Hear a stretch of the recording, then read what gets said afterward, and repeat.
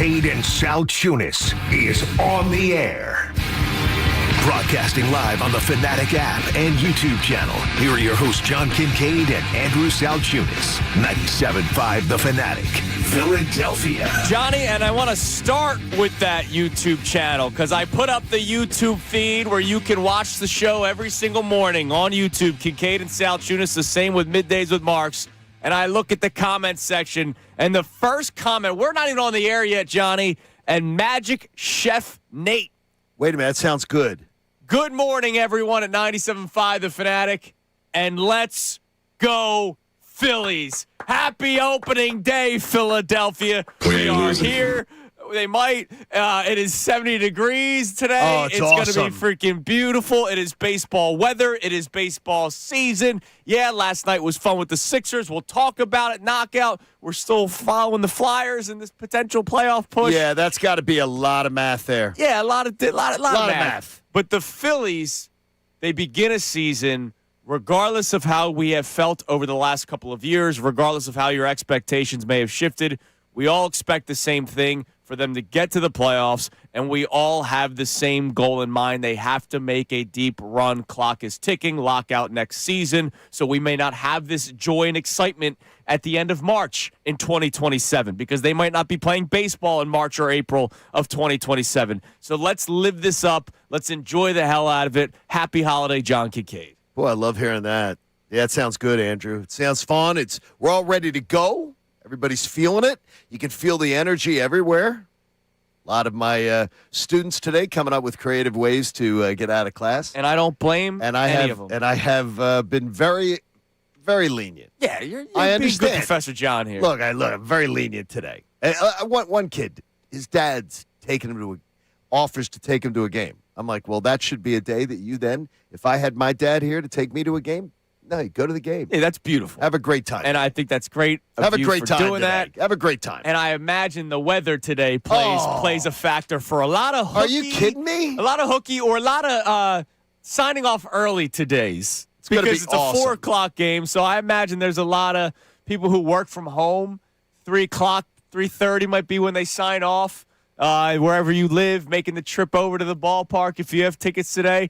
Or it's just one of those days, wherever you're at, man, just sit back, open up a window, and let Tom McCarthy come into your house and enjoy the baseball game. Connor Thomas, happy holiday to you. Thank you. Same to you. It's a beers and baseball kind of day. Beautiful weather, man. And the Phillies have a lot on the line. Yeah, they have a ton. We all know what There it is. It is. Right? It's can they get it done? The clock's ticking. Clock's ticking. You got the lockout next season, so everybody's going to be another year older. You can say that about every team in baseball, but the Phillies have an old roster, including their core, the guys that are getting paid a lot of money. And so they need to get something done, or we're going to talk about this era of that 2023 NLCS being the biggest blemish of this Phillies run. And that 2022 was 6 weeks of great baseball. The greatest part of the run was 6 weeks of great baseball. Now, you'd say that's they're a all good it was. team because they've made the playoffs 4 straight years. A good club. Yeah, Dave Dombrowski. They're a would good tell club, you as right? much. Good club. Yeah. So you bring up 22. I bring up 23. Question to start the show today. And this is going to be a hard one for a lot of people. Hell, it's going to be hard for me. We've talked a lot about the wake me up when October crowd comes, right?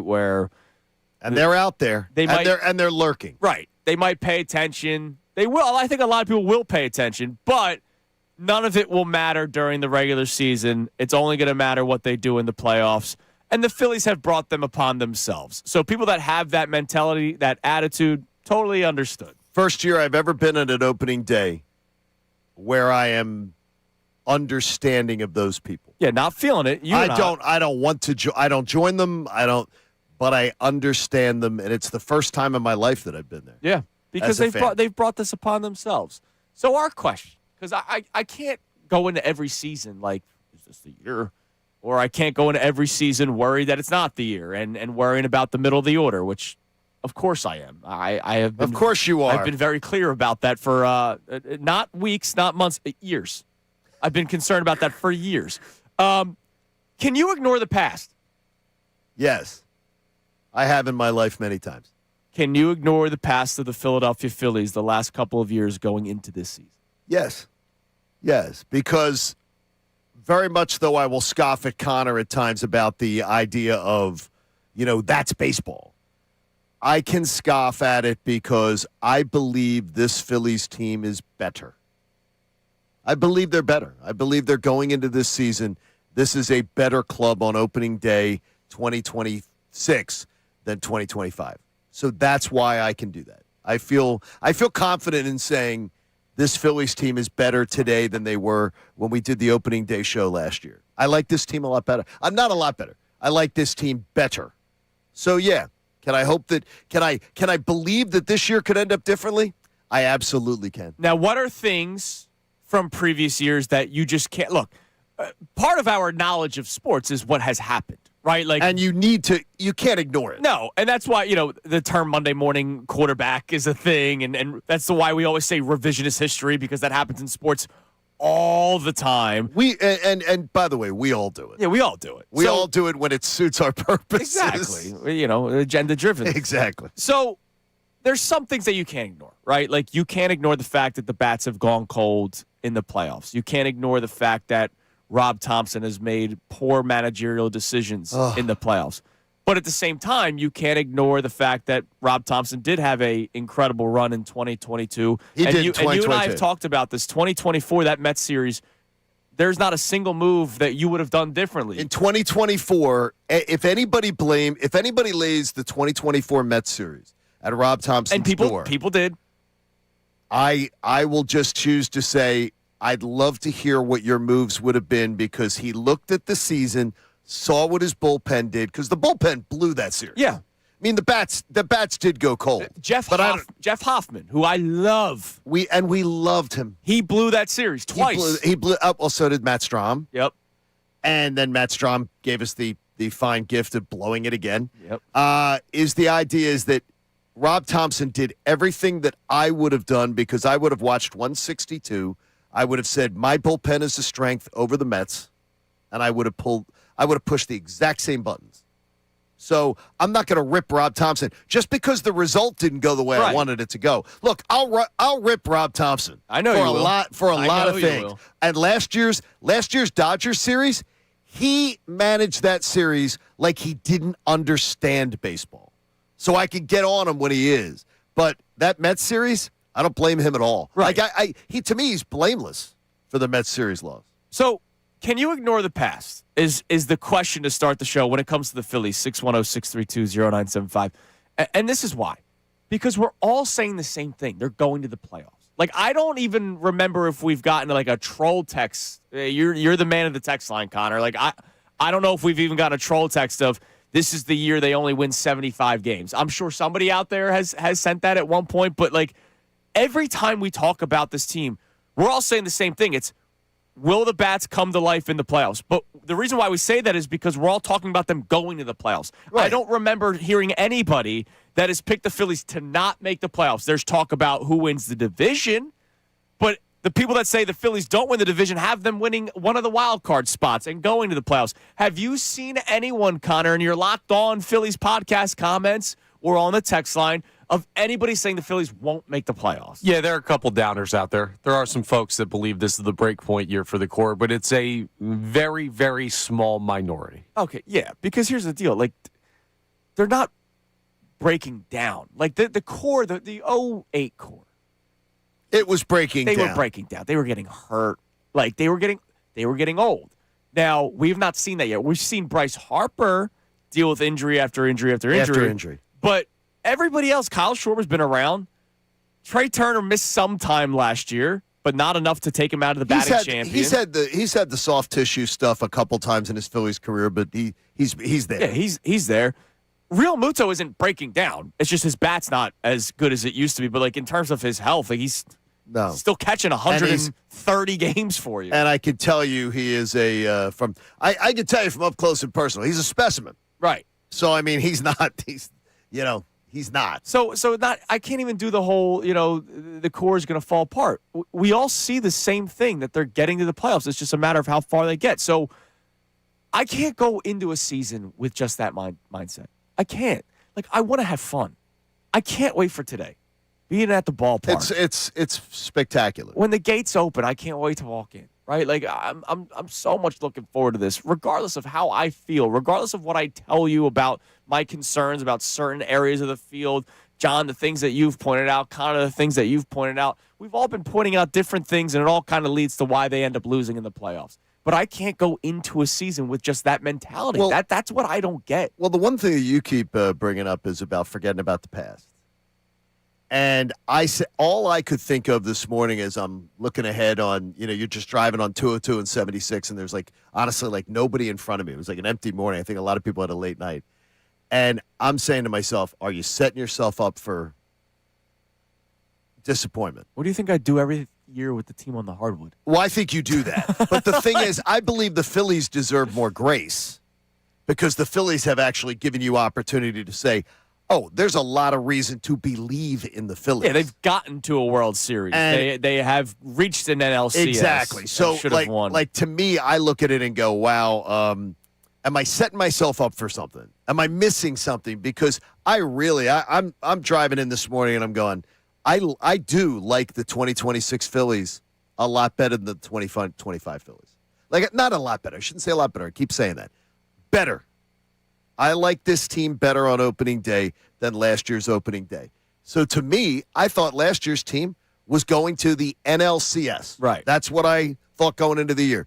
So I can't think anything less. I can't go into the year, and I'm certainly not going to go into the year picking the blemishes. I'm just not going to do that. I especially on opening day, especially when you're thinking about all the fun you're going to have and the excitement of the season and everything. I'm just not going to do that. I'm not going to. Today's not the day that I'm going to find the reason for all the reasons I shouldn't believe. I'm going to try to find the reasons today that I should believe. Just last week when the Flyers had that great West Coast trip. Obviously, the Blue Jackets loss was painful. Oh, it was painful. We were talking about it on the air. Like the people that were saying, hey, they shouldn't win because it's not good for the rebuild. They don't really deserve to make the playoffs. We were asking the question, when you saw an overtime winner, did you pound your fist on the table and say, damn it? Yeah, what was the reaction in your house? That's right. what I asked that day. And so today, going into the season, when it's first pitch, Christopher Sanchez, toe in the rubber, Johnny. He's on the bump. Oh, jeez. He's on the bump. Is there any other cliche you can give me? And he's about to throw it down the pipe for strike there one you go. To start the season. Do you mean to tell me, you're all right. Well, we got to wait till October, though. Here we go. Doesn't mean anything. Are you not sitting there on the edge of your seat ready for the first pitch of what should be a really fun season? I am. But I think that I think there's going to be a lot of people who still have the doubts about the long-term view of the team who will still be there today and they'll still be so excited, whether it's in front of the TV, listening on the radio, whatever it is, they'll be there. But to me, I keep saying to myself, am I missing something? And I really look at this team and I go, I don't know that I'm missing something. I really do like this club. They got a good club. Got a good club. Damn right. There's things about them, though, that they just weren't going to change. There were immovable parts that I don't love. And unfortunately, we're just going to see if it works out this year where it hasn't worked in the past. Connor, can you ignore the past? I feel like you're pretty good at it.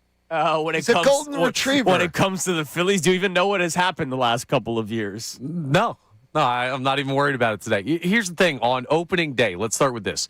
Now, Colorado doesn't play till tomorrow, but there's a Rockies fan. It may only be one, but there's going to be someone who wakes up in Denver tomorrow and goes, maybe this is the year that something crazy. Like a miracle run. The worst teams in baseball are waking up on opening day and their fan bases are saying, hey, you never know. You have a team here in Philadelphia that has a shot. And in a sport that is going to see major financial changes next year because of the disparity between the haves and the have-nots, to be one of those teams that has a legitimate shot is something you should not take for granted.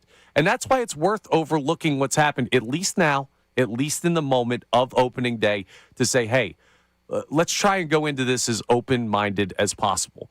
That's where I'm at, right? I know the deficiencies of this team, but no one can tell me they don't have a chance. If you do, you're lying to yourself. Yeah, they have a chance. And look, as down as I've been all offseason, they're going to win 90-plus games. I have them winning 92.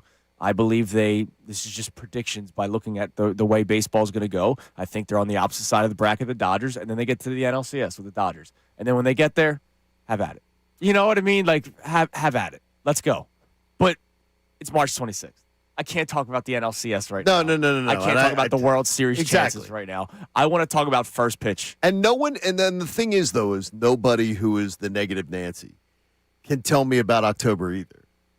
You can tell me about October's past, and in October's past, you guys are too young. But as a young kid, I watched the Phillies gag over and over again in October. And then they changed some things up, changed some faces up. I still say it's because Pete Rose came to this organization. And then all of a sudden, they didn't gag in October. Yeah. And they found a way to win. So I always am a believer that something can change. Absolutely. So can you ignore the past? Can you look at this Phillies team that's about to step on the field at Citizens Bank Park in the 4 o'clock hour today, and you just go, I'm looking forward. Just boom. You know, nothing behind me. I'm not looking at rearview mirrors. I'm just looking forward. Yeah, sure, I have information from the past that might dictate how I feel about certain players, but I'm moving forward. I'm not worried about postseason collapses. I'm not worried about certain issues that this team has had. I'm looking forward with this baseball team that we're all on the same page with. They're going to make the playoffs. It's just what you believe is a whole other conversation. 610-632-0975. Now, you mentioned, could you be setting yourself up for pain? And I know I am. Like, it's my nature. I'm doing that with the Sixers. Screw it. You're doing it again. Screw it. Okay, now we're going to talk. Now we're going to talk. The big man was back. Paul George was back.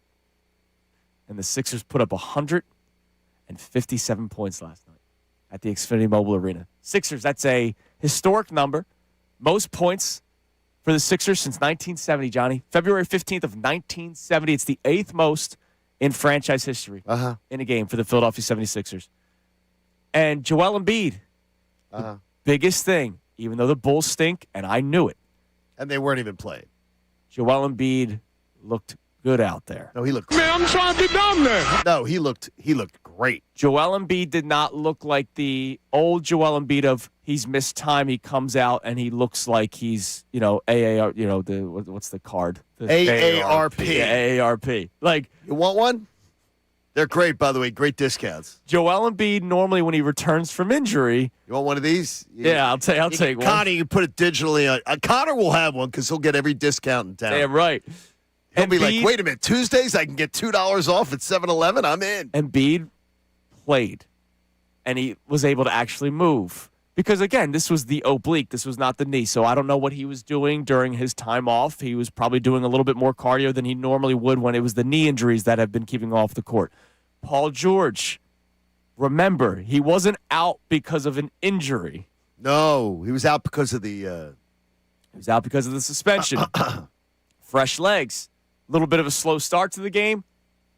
He goes 6 of 13 from 3 and scores 28 points. VJ Edgecombe, early on, fit right in with those guys. He looked great. Step back threes, catch and shoot threes. He looked great. And they did this without Tyrese Maxey. And don't forget Kelly Oubre, who was a part of their rotation. Big part of the rotation. I mean, he's a starter on this basketball team. Dude, they got 9 games left. Let's go. Screw it. Like, I don't care anymore. Let's go. All right, I'm demanding. Connor, I'm going to demand context to this. If you are telling me you are buying in on this team, I can see them winning a playoff round.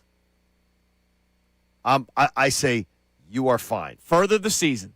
If you say, no, I'm not going championship. If you say this team, if they were all healthy, could somehow maybe deliver us past the 25-year drought, I don't even think you're crazy. If you tell me more than that, I think you're nuts. Here's the deal. I think you're nuts at that point. But I'm okay if it's just that. When they're all healthy. Again, I'm setting myself. Okay, here we go. Setting myself Here's up. where you're going to take. Here's where you're going to take it too far. No, I'm going to say what Windy said. Brian Windhorst said in January when he said this team could be the most dangerous team in the Eastern Conference. He's not saying that they're going to not going to win a championship, because God only knows that. What's that mean? Embiid's knee's going to go out again. But they are a dangerous basketball team. They are, once again, stop me if you've heard this before, a team that other teams probably don't want to face early on. Could they beat Detroit if all healthy in a 7-game series? Yes. If Cade Cunningham's out, yeah. No.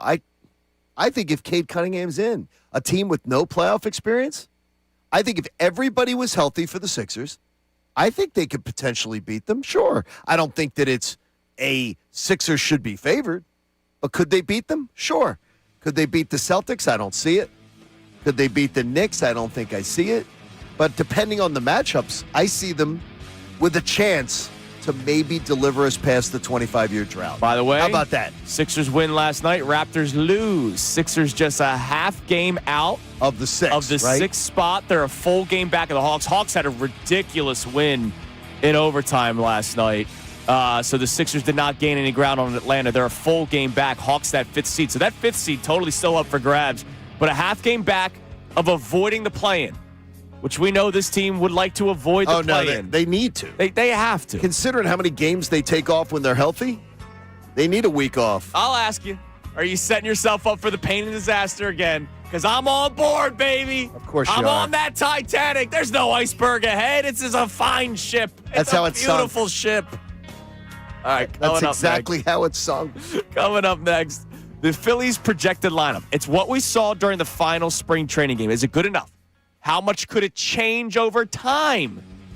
That and a recap of what took place last night after the Sixers game, knockout, and how the morning show represented. It's Kincade Salciunas, 97.5, The Fanatic. All right. The FanDuel Sportsbook app was nice to me last night. Vegas did not expect much out of Joel Embiid and Paul George yesterday. I appreciate Vegas making that mistake. Anyways, it's not just about basketball, Johnny. Baseball season. We got that going on, and the tournament resumes. What a crazy day right now in sports, in the world of sports. FanDuel, in partnership with Valley Forge Casino, customers can get up to $300 back in bonus bets every day for 10 days. Here's how it works.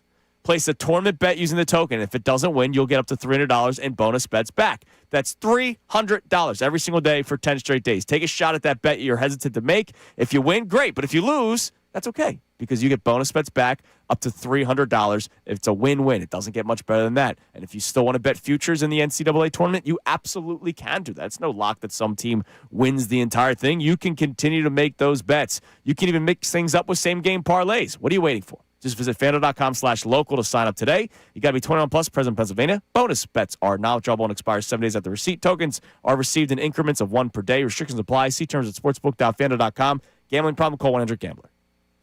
Now on 97.5 The Fanatic Sports Update. A huge night for the Sixers. I'm Connor Thomas, and Paul George and Joel Embiid made their return for the Sixers last night, and what a return it was. They beat the Bulls 157-137, their highest team point total in over 50 years. Embiid had 35. Paul George had 28. Here's how it sounded right here on 97.5 The Fanatic.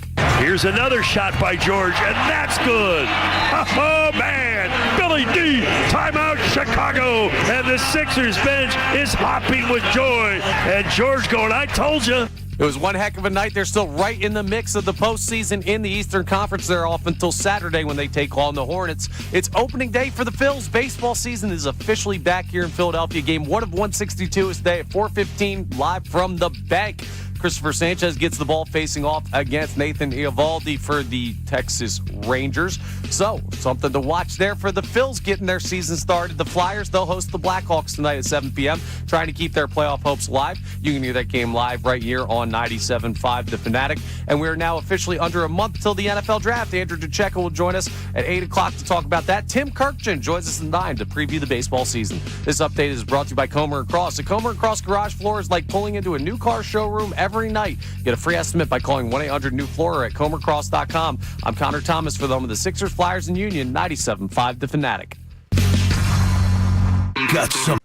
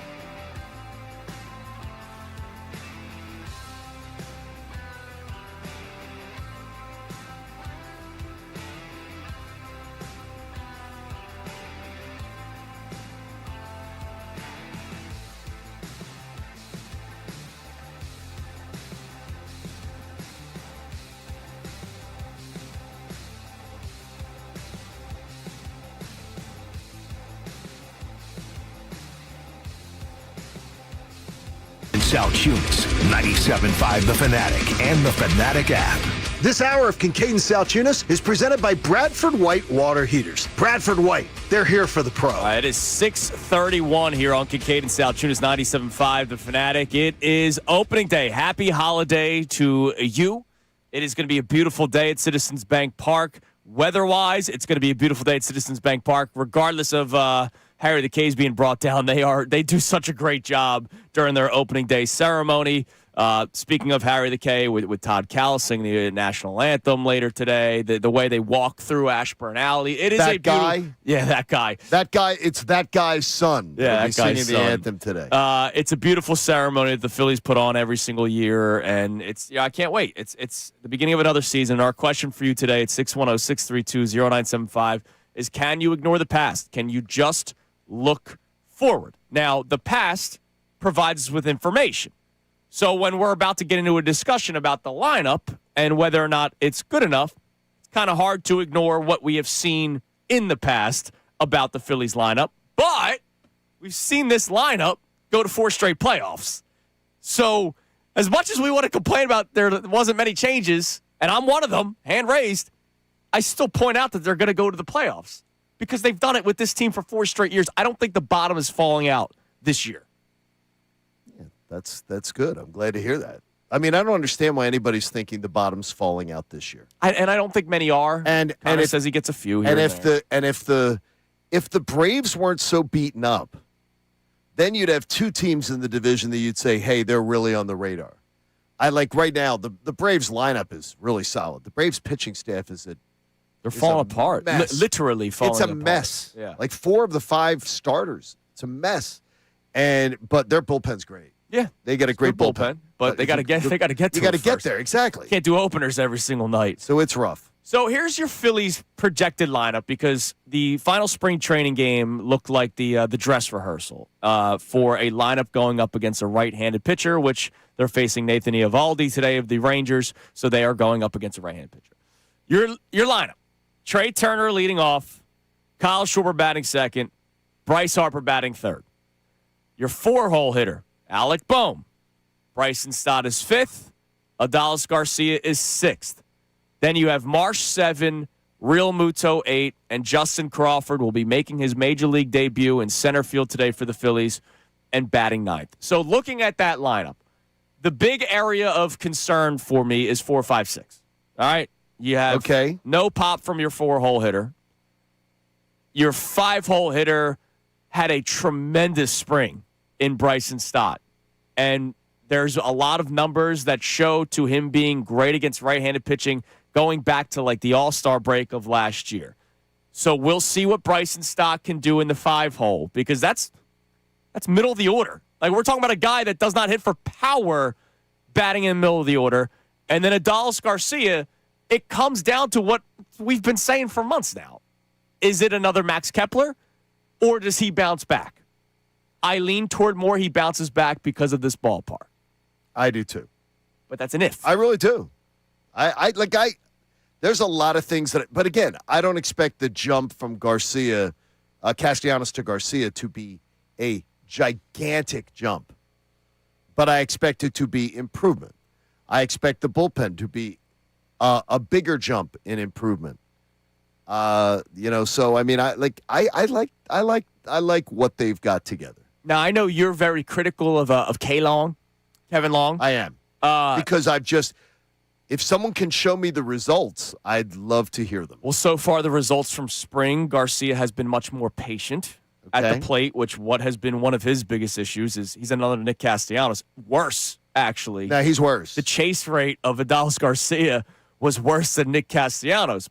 But if Kevin Long and the Phillies, because it's not just Kevin Long, it's the Phillies organization.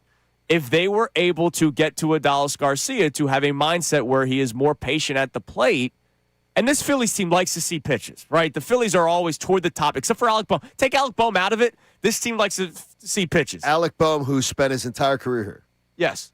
Who they've never fixed. Everybody else likes to see pitch. Well, but he hits 280. Yeah. I understand. Pitch, I understand. But the plate discipline, the that stuff, that doesn't make sense. He's a C-ball hit ball guy. He was the 3rd pick in the draft.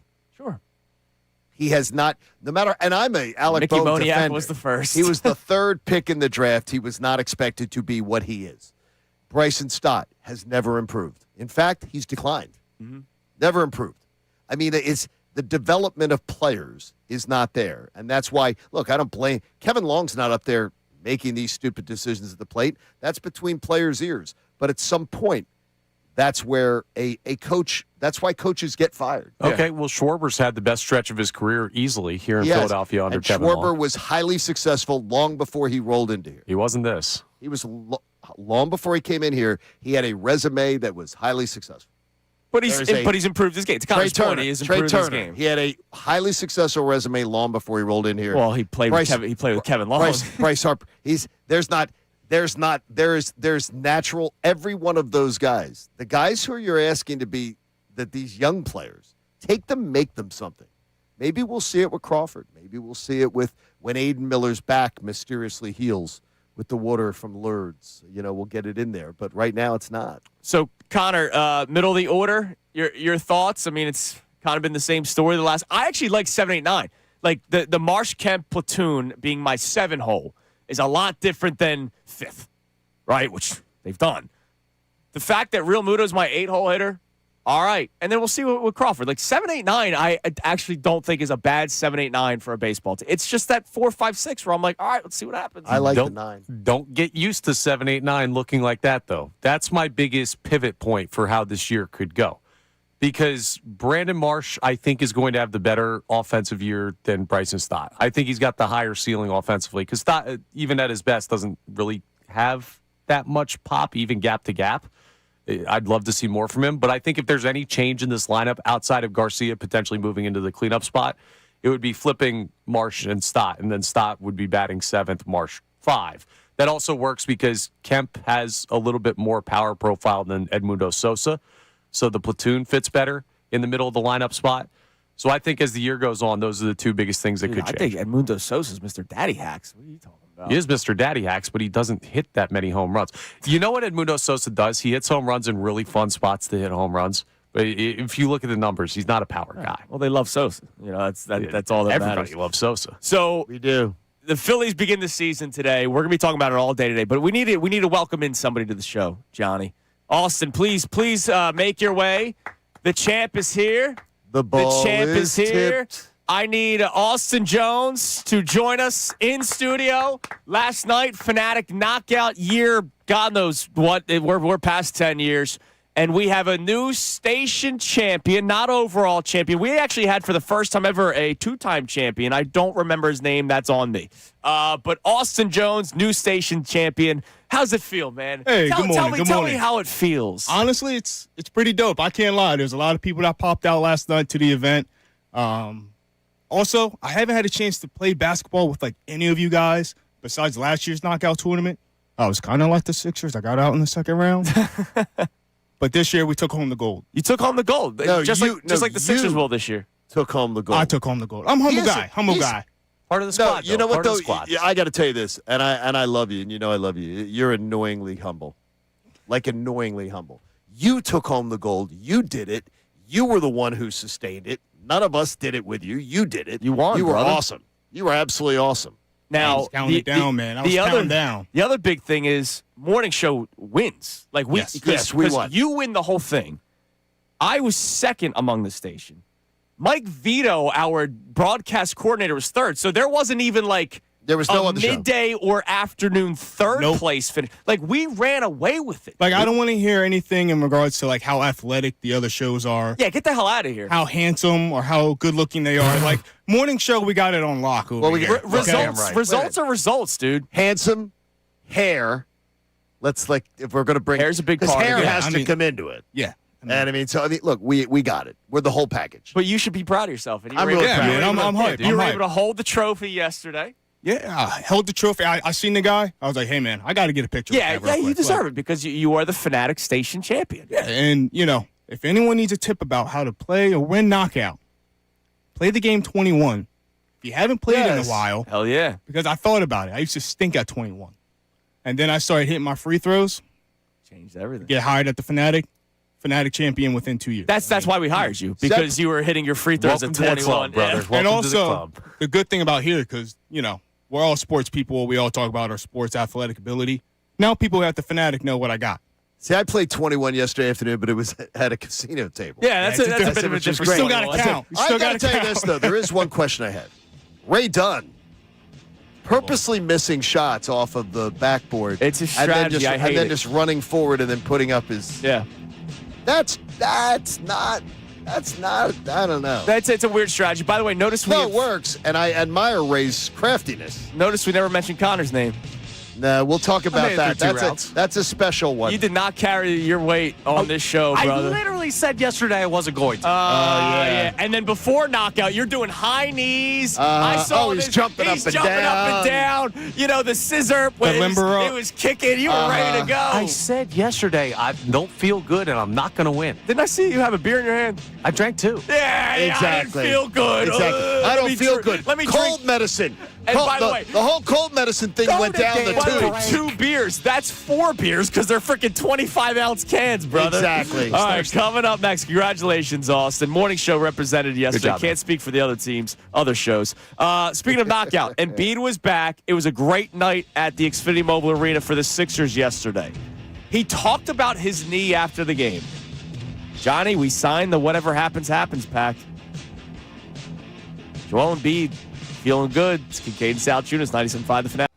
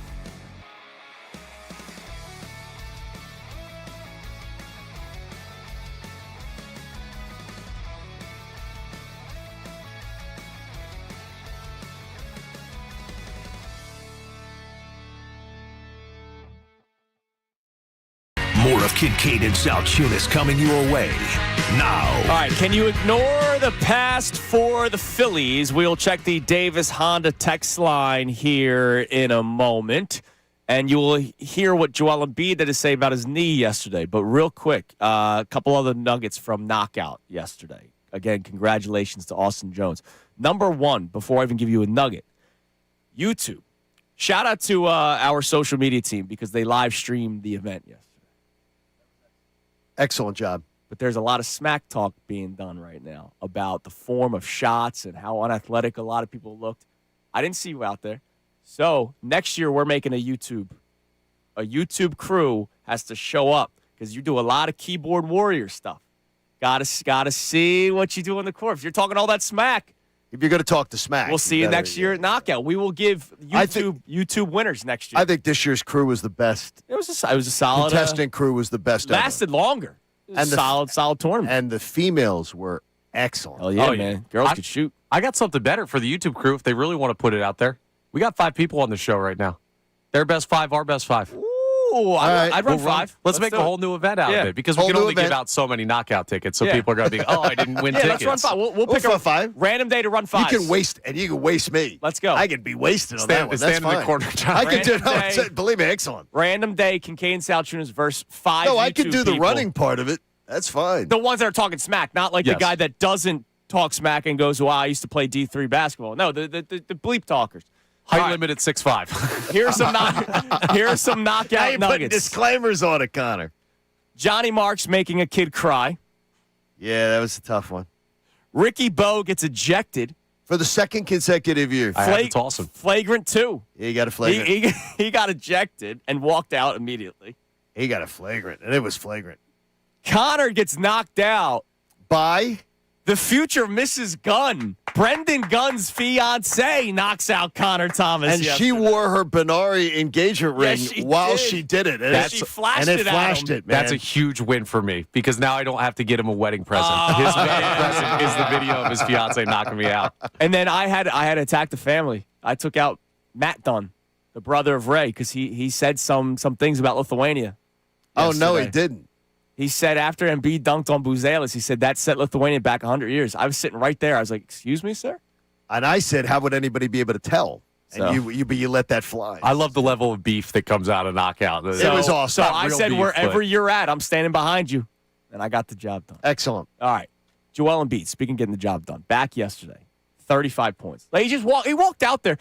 He had 15 in the first 4 minutes. 15 in the first quarter by the end of it, but it was 15 by the time he left with 5 minutes to go?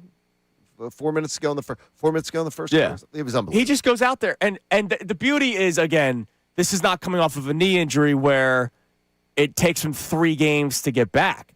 Bulls stink, all right? I'm not going to overhype the win against the Bulls, but I'm also not going to ignore the fact that Embiid looked like he was in shape for his first game back, which tell me the time that's ever happened. Like that doesn't happen with Joel Embiid. Usually it's takes a couple games for him to get going, and he played really well last night, 35 points. After the game, he was asked about his knee, and he straight up said, "My knees haven't been an issue for a long time. That's past me," he says.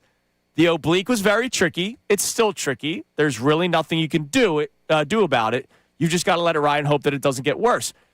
Look, an oblique, does he have this strain, right? They are tricky. I remember Jay Bruce was a guy that had an oblique strain 3 different times in one season. He gets re-aggravated, right? But Joel Embiid's not swinging a baseball bat as hard as he can. The fact that he's saying his knee feels good on March 26th or last night, the 25th, that's a good sign. Okay. Can I say that I've just heard it all before? Yes, I know you can. So I can't. You So I absolutely can't. can. I can't take anything that he says when it comes to health and take it with any kind of belief system that it's going to stay. But I'm going to enjoy nights like last night when I see them. Well, if he says his knee doesn't bother him, then his knee doesn't bother him. He's told us stuff like that before. He said before, I feel great. I feel better. He missed the I feel- playoff game because of the tummy troubles. Yeah, I'll take his word for it. It was a long time ago, but I'll take his word. He's for it. exhausting. He's an exhausting. He exhausted the Bulls last night, 35 Yeah, it's points. All right, Connor, let's check the Davis Honda text line. Feel the Davis difference. Hanging out with some of the fine people from Davis Honda last night. It was great. Check them out in Burlington. What do we got on the text line? The question for you to start the show, 610-632-0975. When it comes to the Phillies, can you ignore the past and just look forward in the 2026 season? Not forward to like, oh, I'm happy. Like forward. You ignore what has happened in the past. Sean from Parkwood leads us off, and he says, I'm 47 years old, and I'm still holding on to a girlfriend who broke my heart when I was 14. So needless to say, I'm not over these Phillies yet. They're ready to break my heart again, but I can put it past. Sean, if you're single, let's try to connect you with that girlfriend. Let's see if we could. What if she's happily married? No, let's try to like have him move on. We'll try to find out how happily married. Let's try to have him move on. There's levels. She might not be that happily married. She may not. But no, she may. No, if she's married, let's move him on to somebody John, else. she may be texting another station saying, man, this boyfriend I dumped 33 years ago, I regret He was the one. Let's not break up a marriage here before the 7 o'clock Exactly, hour. please. What else we got? All right. We also have Joe the Cynic checking in saying, happy opening day. Going into the season with a clear mind. That is until the first leadoff double that gets stranded. Let's go, Phils. Get the division with 91 wins. Yeah, man. Can't wait for the 1-for-9 RISP stat. Runners in scoring position. Runners in stranded position, as I like to listen. Can't wait to see. Because that's coming back sometime in the course of the season because it's a Kevin Long special. Well, that's the happens special. every baseball that's team the specialty of it. They're one of the worst at it. They're one because they have a terrible approach at the plate. They're one of the worst approaches at the plate of any franchise. So they don't listen. He doesn't tell you when to swing the bat. But they don't. But they don't listen to him. So maybe there'd be somebody else who they would listen to. Every other sport. If the players, he would have been fired twice. If every other sport, if the players don't. If players at a position group or anything don't improve or don't listen to the coach, what do they do? Well, actually, there's only one player that hasn't listened to him, and he ain't here anymore. Only one hasn't? Yeah, Nicky C. Yeah, because he never put on the cleats. Then where's the success then? The four straight playoff appearance. Yeah, exactly. The World Series appearance. Yes, that's top it. five Yes, baseball offense. with the three guys who were successes before they ever got here. If you ain't first, you're last. John Kincade. All right, coming up next. Develop somebody. We have a Twitter poll to introduce. Dr. Avidan Appel, Iron Mountain Men's Health. 4 hours strong in the morning, 4 hours strong in the afternoon. We wanted to wait a little bit. It was like a tease. We're teasing the poll a little bit here. All right? Because John has an interesting question about how this season will play out compared to the last 4 regular seasons. Because we're all saying the same thing. They're going to the playoffs. How do they get there is the question. Kincade Salciunas, 97.5, The Fanatic. Now on 97.5 The Fanatic Sports Update. A big return for Embiid and George. I'm Connor Thomas, and Paul George and Joel Embiid made their return for the Sixers last night, and it was a big one for the team and the individual players. They beat the Bulls 157-137, their highest point total as a team in over 50 years. Embiid had 35. Paul George had 28. Here's how the big man's 35th point sounded. Here's Payne to Joel, 14-footer straight away, and Embiid has made that 35 points for Embiid, just knocking down field goals near the foul line area with ease. He's got a dozen baskets in the game. That comes from Tom McGinnis here on the Fanatic. Surprised he still has a voice after all the buckets the Sixers got last night. They're off until Saturday. It's opening day for the Phils. Baseball season is officially back. Game 1 of 162 is today, 4:15 p.m. at the Bank against the Texas Rangers. Christopher Sanchez gets the ball facing off against Nate Eovaldi. The Flyers host the Blackhawks tonight at 7 p.m. trying to keep their playoff hopes alive. You can hear that game live here on the Fanatic. And we're now officially under a month until the NFL Draft. We'll have Andrew DeCecco with us from the 8 o'clock hour till the end of the show. Talk about that draft a little bit. We'll also get Tim Kurkjian to join us at 9 to preview the Phillies season. This update is brought to you by WeatherBug. Get the fastest local alerts and accurate 24/7 forecast with WeatherBug. It's easy to use so the weather never takes you by surprise. Download the free WeatherBug app today. I'm Connor Thomas for the home of the Sixers, Flyers, and Union. 97.5 The Fanatic and the Fanatic app.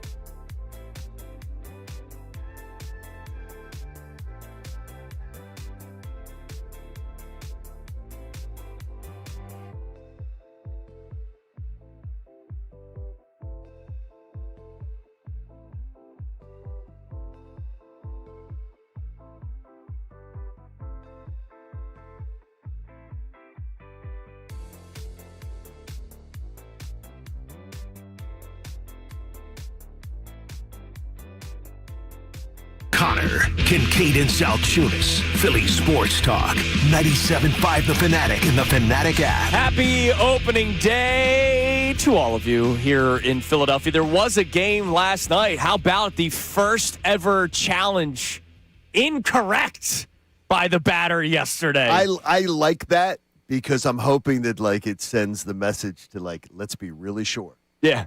Be really sure. And they used it early in the fifth inning, and they lost it. Now that again in the fifth inning, the Giants were trailing the Yankees 7-0. So the New York Yankees open up the season with the first win in Major League Baseball in 2026. We were talking about this a little bit off the air yesterday.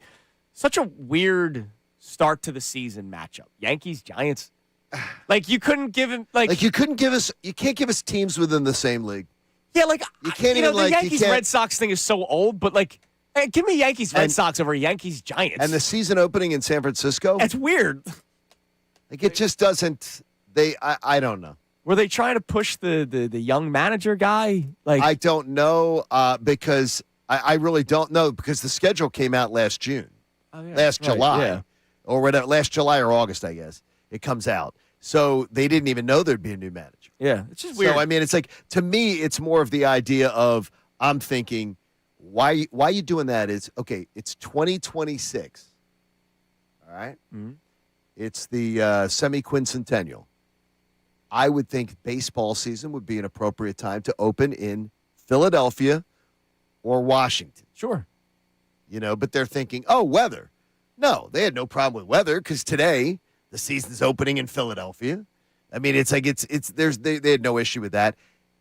I just think it was short-sighted. It's weird. Yankees, Giants, weird way to start the season. It didn't make any sense. But the Phillies start their season today. And we're talking about whether or not you can just look forward, forget what has happened in the past. Can you? That's our question. Can you forget what has happened in the past and just look forward with the 2026 Philadelphia Phillies, 610-632-0975? But another Phillies-related discussion to bring up kind of brings up the past, but it's how you think the season plays out. You sent us an interesting topic to get into on this opening day. It was my drive on 95 last night and then through the dark drives of Chester County going home. I thought of this because we both were very clear on one of the things we wanted to talk about today was we're leaving October off the table today. Yeah. All three of us, because we're not talking about October today. We're expecting it. We're talking about the regular season. All right? Regular season. So I ask you this question. If to both of you, and I really want to, because I do not know how Connor and Andrew will answer this. And they do not know how I answered it. Will 2026's regular season script, when we go back and read the story of 2026's just regular season, the 162, there are four options. Is it going to be like the 2022 season, which was a slow start with turmoil, where you just sneak into the playoffs at the end of the year? Fire Joe Girardi. Right, it was a turmoil. 10-game winning streak. It was a turmoil season. It was ups and downs and dramatic runs. Is it going to be like 2023, which was a pretty good year, a 90-win season, but it led to a wild card berth? You weren't good enough to win the division. Didn't they have the same record through X amount of games as 2022 and 23? Do I remember that For a long correctly? time you did. They were really close. At June, they were really close. They almost had the same record. Yeah. They were struggling again. But then they turned it on and won 90 but they were a wild card team. They weren't good enough to win the division. 2024, the Phillies run away and hide. The division is over. They're 11 games up in June. It's over. They run away unchallenged, winning the National League East, the first of their two division titles last year. Honestly, the Phillies and the fan base seem bored most of the year. Through the 2025 season, they win the division, not as comfortably as the year before, but they win the division. How do you two believe the 2026 season script is going to most resemble which one of those seasons? So now, I have my answer locked in, and I want to know, I think there's a chance that all three of us have different answers. So it's hard for me because I don't totally envision any of these seasons because I think this is you and I talked about this on post-show headlines. Check it out every day. We do it after the show. Kincade Salciunas post-show headlines. Just find it on the Fanatic YouTube page. I believe this is a last couple of weeks of September fight. And at one point, we were saying 3-team fight, but the Braves have just dealt with so many injuries. I think it's Phillies-Braves, like, down to the wire. Well, then that would most resemble 2023. That's what I voted on the You Dr. mean Phillies Mets down to the wire. What did I say? Braves. Yes, Phillies-Mets down to the wire. That would most resemble, then you're thinking, no, 2023 was the Phillies-Braves. Right. But Braves won the division. I mean, this year. This okay. year. Yeah, okay. But I mean, like, so you say it's going to resemble like 2023 where the Phillies were still in it late. Yes. Didn't win the division. Braves win the division. But I Phillies don't get the think wild they're card. going to be. But you think the Phillies would be the Braves in that scenario? So in 2023, the Phillies were 33-34. They were under 500 June 13th. Like, that's not happening, right? Yeah. So, like, it's why it's hard for me because I don't think the Phillies are going to be under 500 come mid-June. Okay. But I think this is a tight race at the end. So that's why I would say 2023 because I don't think they're running away with the division this year. Yeah, 23 wasn't down to the wire. The Braves won the division by 14 games that year, so it wasn't tight. But I'm going 2023 as well because simply I think the Phillies are a wild card team. I don't think they're winning the division for a third straight year. Because if you think they're a wild card, your answer is 2023. Yeah. If you think they're the wild card team, it's 2023. I say we're heading for another, to me, 2025. I think it. So it is. Like go through the motion season. Like I think this is because of the Braves not being. I don't believe the Braves are going to be able to over 162 really, really push you. And the Mets, I do believe, will be able to push you to a point. But I don't believe the Mets are as good as the Phillies. Despite what the New York media is telling me every day, right? As they are all picking the Mets. And the national media love the Mets. I think the Phillies win the division. I don't think, though, it's a edge-of-your-seat, really exciting year. But I think it'll be more exciting than last year. But if I'm going on all the years, I don't think this is a runaway and hide year. Like 2024, where in late June, we already know the Phillies won the division. Where they leave London, right, and they've left everybody in the dust. Yeah, the season was over at that point. So to me, I say it's going to be a lot like last year, where the Phillies are just sort of taking care of business, mowing teams down. Because I love this pitching staff, and I think that's what pitching staffs do. And I saw it so many years in my 2+ decades in Atlanta, right, where teams with pitching staffs that resemble this one, they just mow teams down over 162. Yeah. And they may not even be great teams. They're just great pitching staffs. There's weird stuff with the division this year, though, because the Mets are a really tricky team to project. The Marlins are going to be close to 500. Like, that's a sneaky good baseball team with some good young players that people don't think about it a lot, but they had a nice year last year. And with the Marlins being better, it takes more wins off of the higher teams in the division. It's going to be a tough one to win. Look, the Phillies. What about the Nats? For the Nats stink. The Nats are terrible. Yeah. They have the second least the win total in baseball. The Phillies won the NL East last year by 13 games. I don't think it's going to be like that. Like I don't think we're putting our feet up, come September. I really don't. They had a 13-game lead. Now, if you remember, during the season when I thought it was heading in a very wrong direction, when they got swept by the Mets in August, the Mets closed the gap to 5 games. The Phillies only had a 5-game lead and the Phillies were heading in a direction that didn't look good. And then it fell apart. A switch flipped, and they ended up winning the NL East by 13 games. They gained 8 games from that sweep of the Mets, getting swept by the Mets. I was down the shore with Met fans at the resort where we were at. And you never lost your confidence. And there were Met fans that were like, oh, my God. And they were obnoxious in the pool, shocking. Of course. And I was like, yeah, keep talking.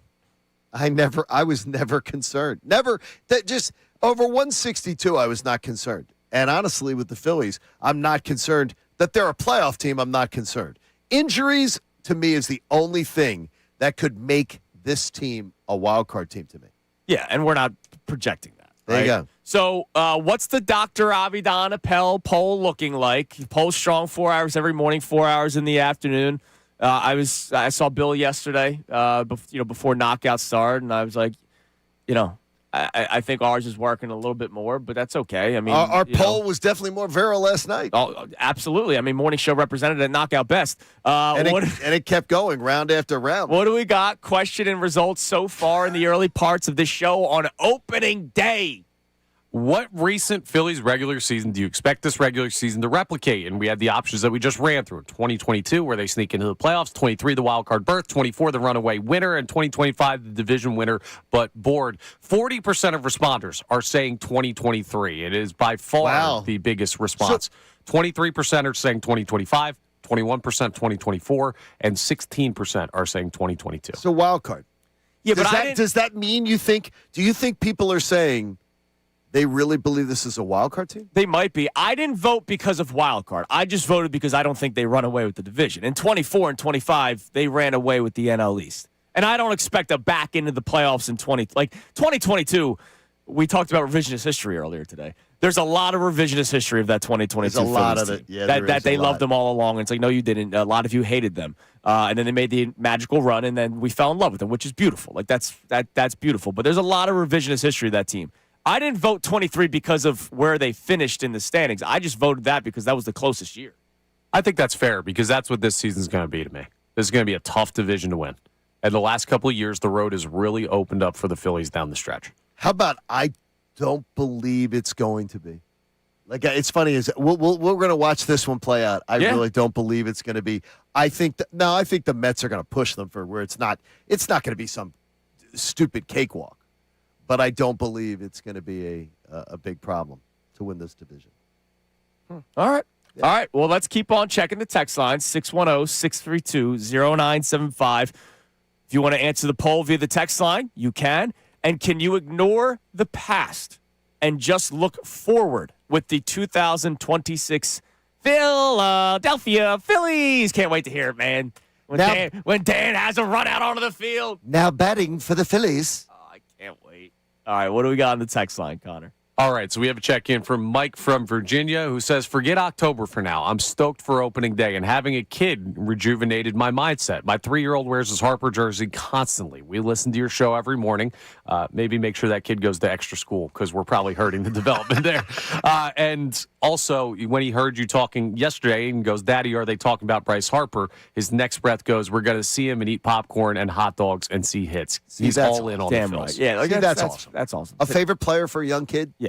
Now, Coop doesn't have one, right? Bryce Harper has become his favorite player. Okay. I don't know how that just happened because it was Brandon Marsh for the longest time. And then maybe because I imagine there's a lot of Bryce Harper shirts at school. Probably. And he's wearing one today. Today is Phillies Day at daycare. So did he get into lattes? No, okay. raw milk only, though. You know, he does a lot of push-ups. T-ball started. So, like, it's time to lock in. Okay, Phillies Day at daycare. There are some jokes here. I mean, like, what goes on at Phillies Day at daycare? Alec Bowman, Bryson Stott attend. Kid's going to put, like, they're the daycare. Dumping, sunflower seeds on each other. Garrett Stubbs might be there. Garrett Stubbs, no. He wouldn't be able to pass the entrance exam. Why is to be able to go. To be able to go to daycare. Please. Interesting. Just unbelievable. All right, what else we got on the text line? That's beautiful, though. The father-son I think that is so bond. awesome. I told you the story. One of my kids said to me for class, said this, my dad got tickets yesterday to opening day. And I said, if my dad said to me, do you want to go to opening day? I would be missing class too, and I expect you to miss class and be with your father. Especially when it's a freaking beautiful. Come on. And I've gone to opening days where it's and I'm going to make sure and cold and gross. I'm going to make sure class is very fast. That's good. That's good. Both work. classes. It's like you're priest during football season. Yeah, I mean, seriously, why Father Riley sometimes really cooperates. He's fast anyway. Yeah, he gets it. Oh, he can be like a 42-minute Saturday afternoon. He gets it. During college football season, he's the best. All right, what do we got? Stephen Thordale checks in on one of our other topics. He says, Andrew, I have my ticket for the maiden voyage also when you're talking about the Titanic. First round of beers on the boat is on me. Damn right. Play the damn song. Damn right, man. Look, I'm ready to get hurt again. Why not? Like, it's the same thing every year. So they don't deserve to play the song crap. Why not? They scored 157, the most points in 56 years last night, John. John, 57. 57 years last night, John. You're right, sorry. 56 years last night, John. We were there. How about this? Not only did they set a franchise record since 1970 and all those points, how about credit to NBC Sports Philadelphia, Reuben Frank. You know how he does his 10 stats for the Eagles that you don't know? He did one for the Sixers yesterday. What was it? With his three-pointer with 25 seconds left on his 40th birthday, Kyle Lowry became the oldest player in Sixers history with a three-pointer. Hell yeah. Everybody played yesterday.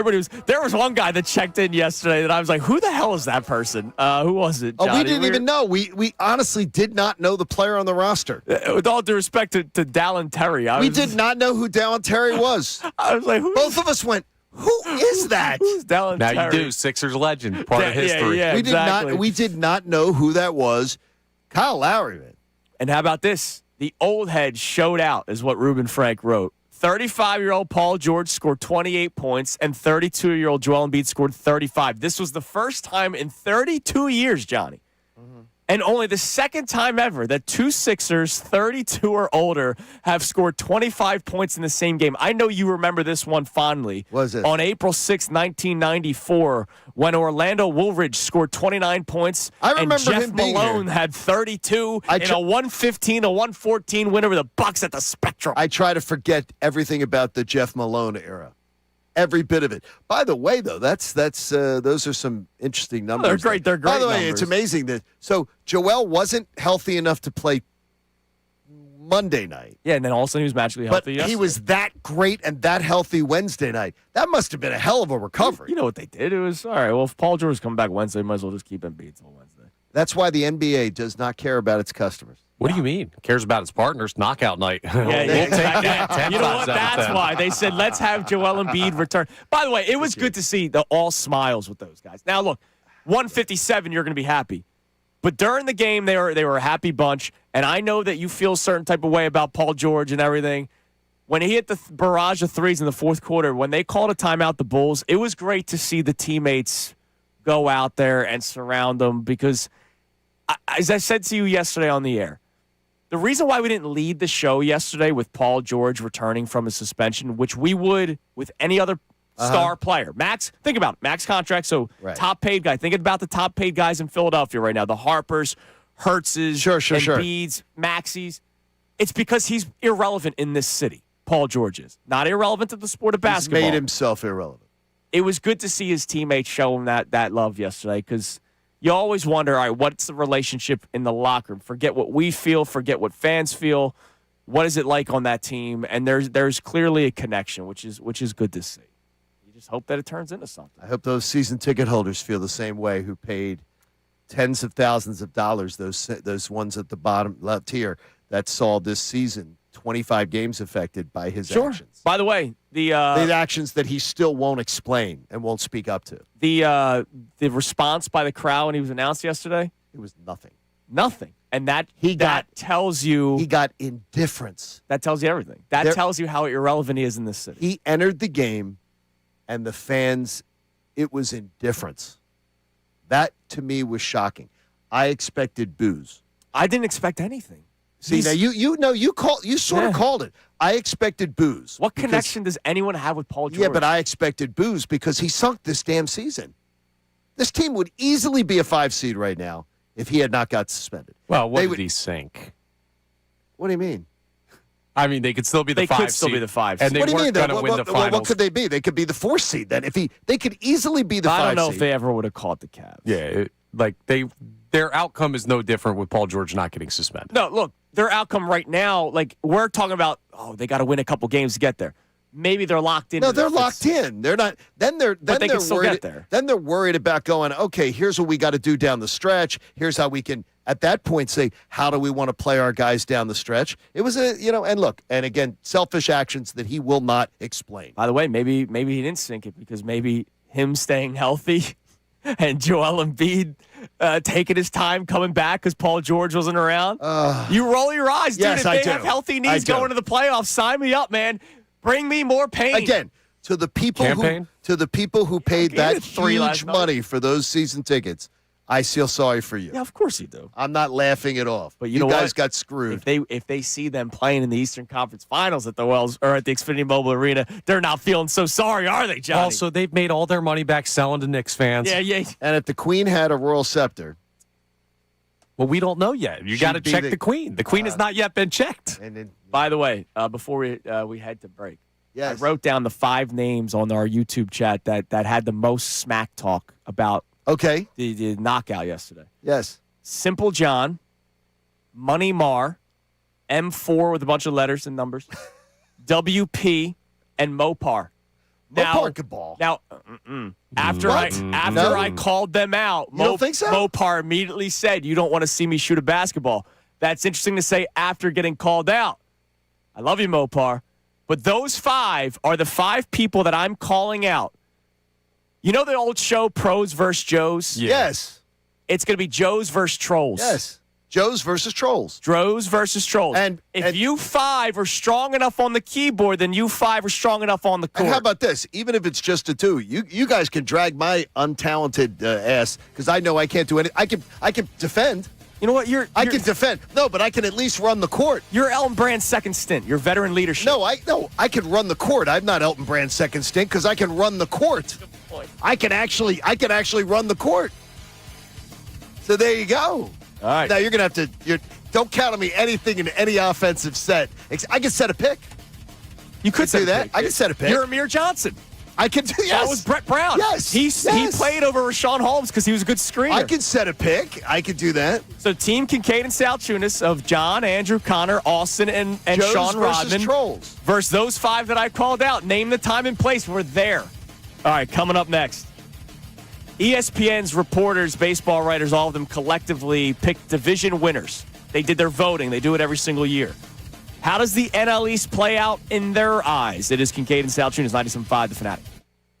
Now on 97.5 The Fanatic Sports Update. Sixers light up the scoreboard. I'm Connor Thomas, and Paul George and Joel Embiid made their return for the Sixers last night, and it was a big-time boost for the team. They took down the Bulls 157 to 137. Yeah, that 157 points, their highest point total as a team in over 50 years. Joel Embiid had 35. Paul George had 28 in his first game back from suspension. Here's how it sounded here on the Fanatic. Here's another shot by George, and that's good. Oh, man.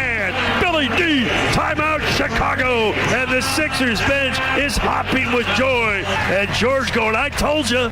The Sixers are off until Saturday. They'll take on the Hornets. It's opening day for the Phillies. Baseball season is officially back. Game 1 of 162 today. 4:15 at the bank against the Texas Rangers.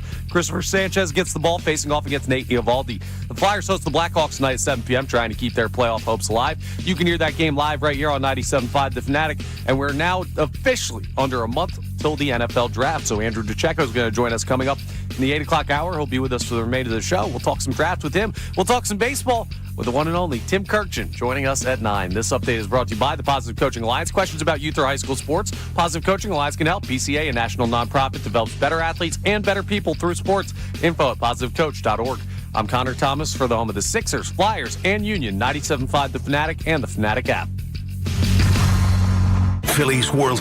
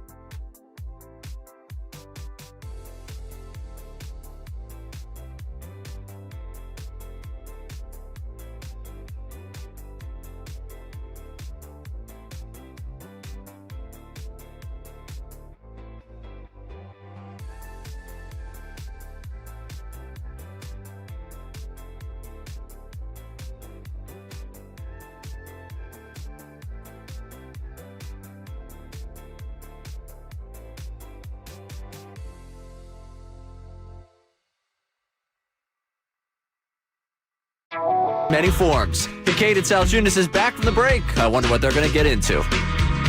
7 a.m. hour is brought to you by the BetParks online casino and sportsbook app. Live bet sports on the BetParks app. Play all your favorite casino games. There's always another way to win on the BetParks online casino and sportsbook. Got to be 21 in Pennsylvania, Jersey, or Maryland. Gambling problem? Call 1-800-GAMBLER. You know, Dr. Avidan Appel and Iron Mountain Men's Health, they're so good at what they do, their craft, that we now have 2 polls. But one is on the Fanatic Twitter account. The other one is on YouTube. We will get to the YouTube one coming up in a little bit. But let's update you on the Fanatic Twitter account poll, because that's part of our discussion today, talking about the Phillies, who are about to begin their season. Our opening topic today for you to join in on at 610-632-0975 is, can you ignore the past with this Phillies team and just look forward with this team? You want to talk about the Sixers and whether or not you want to feel pain again with me? Go for it. But the other thing we just started talking about was how this season may play out compared to the previous 4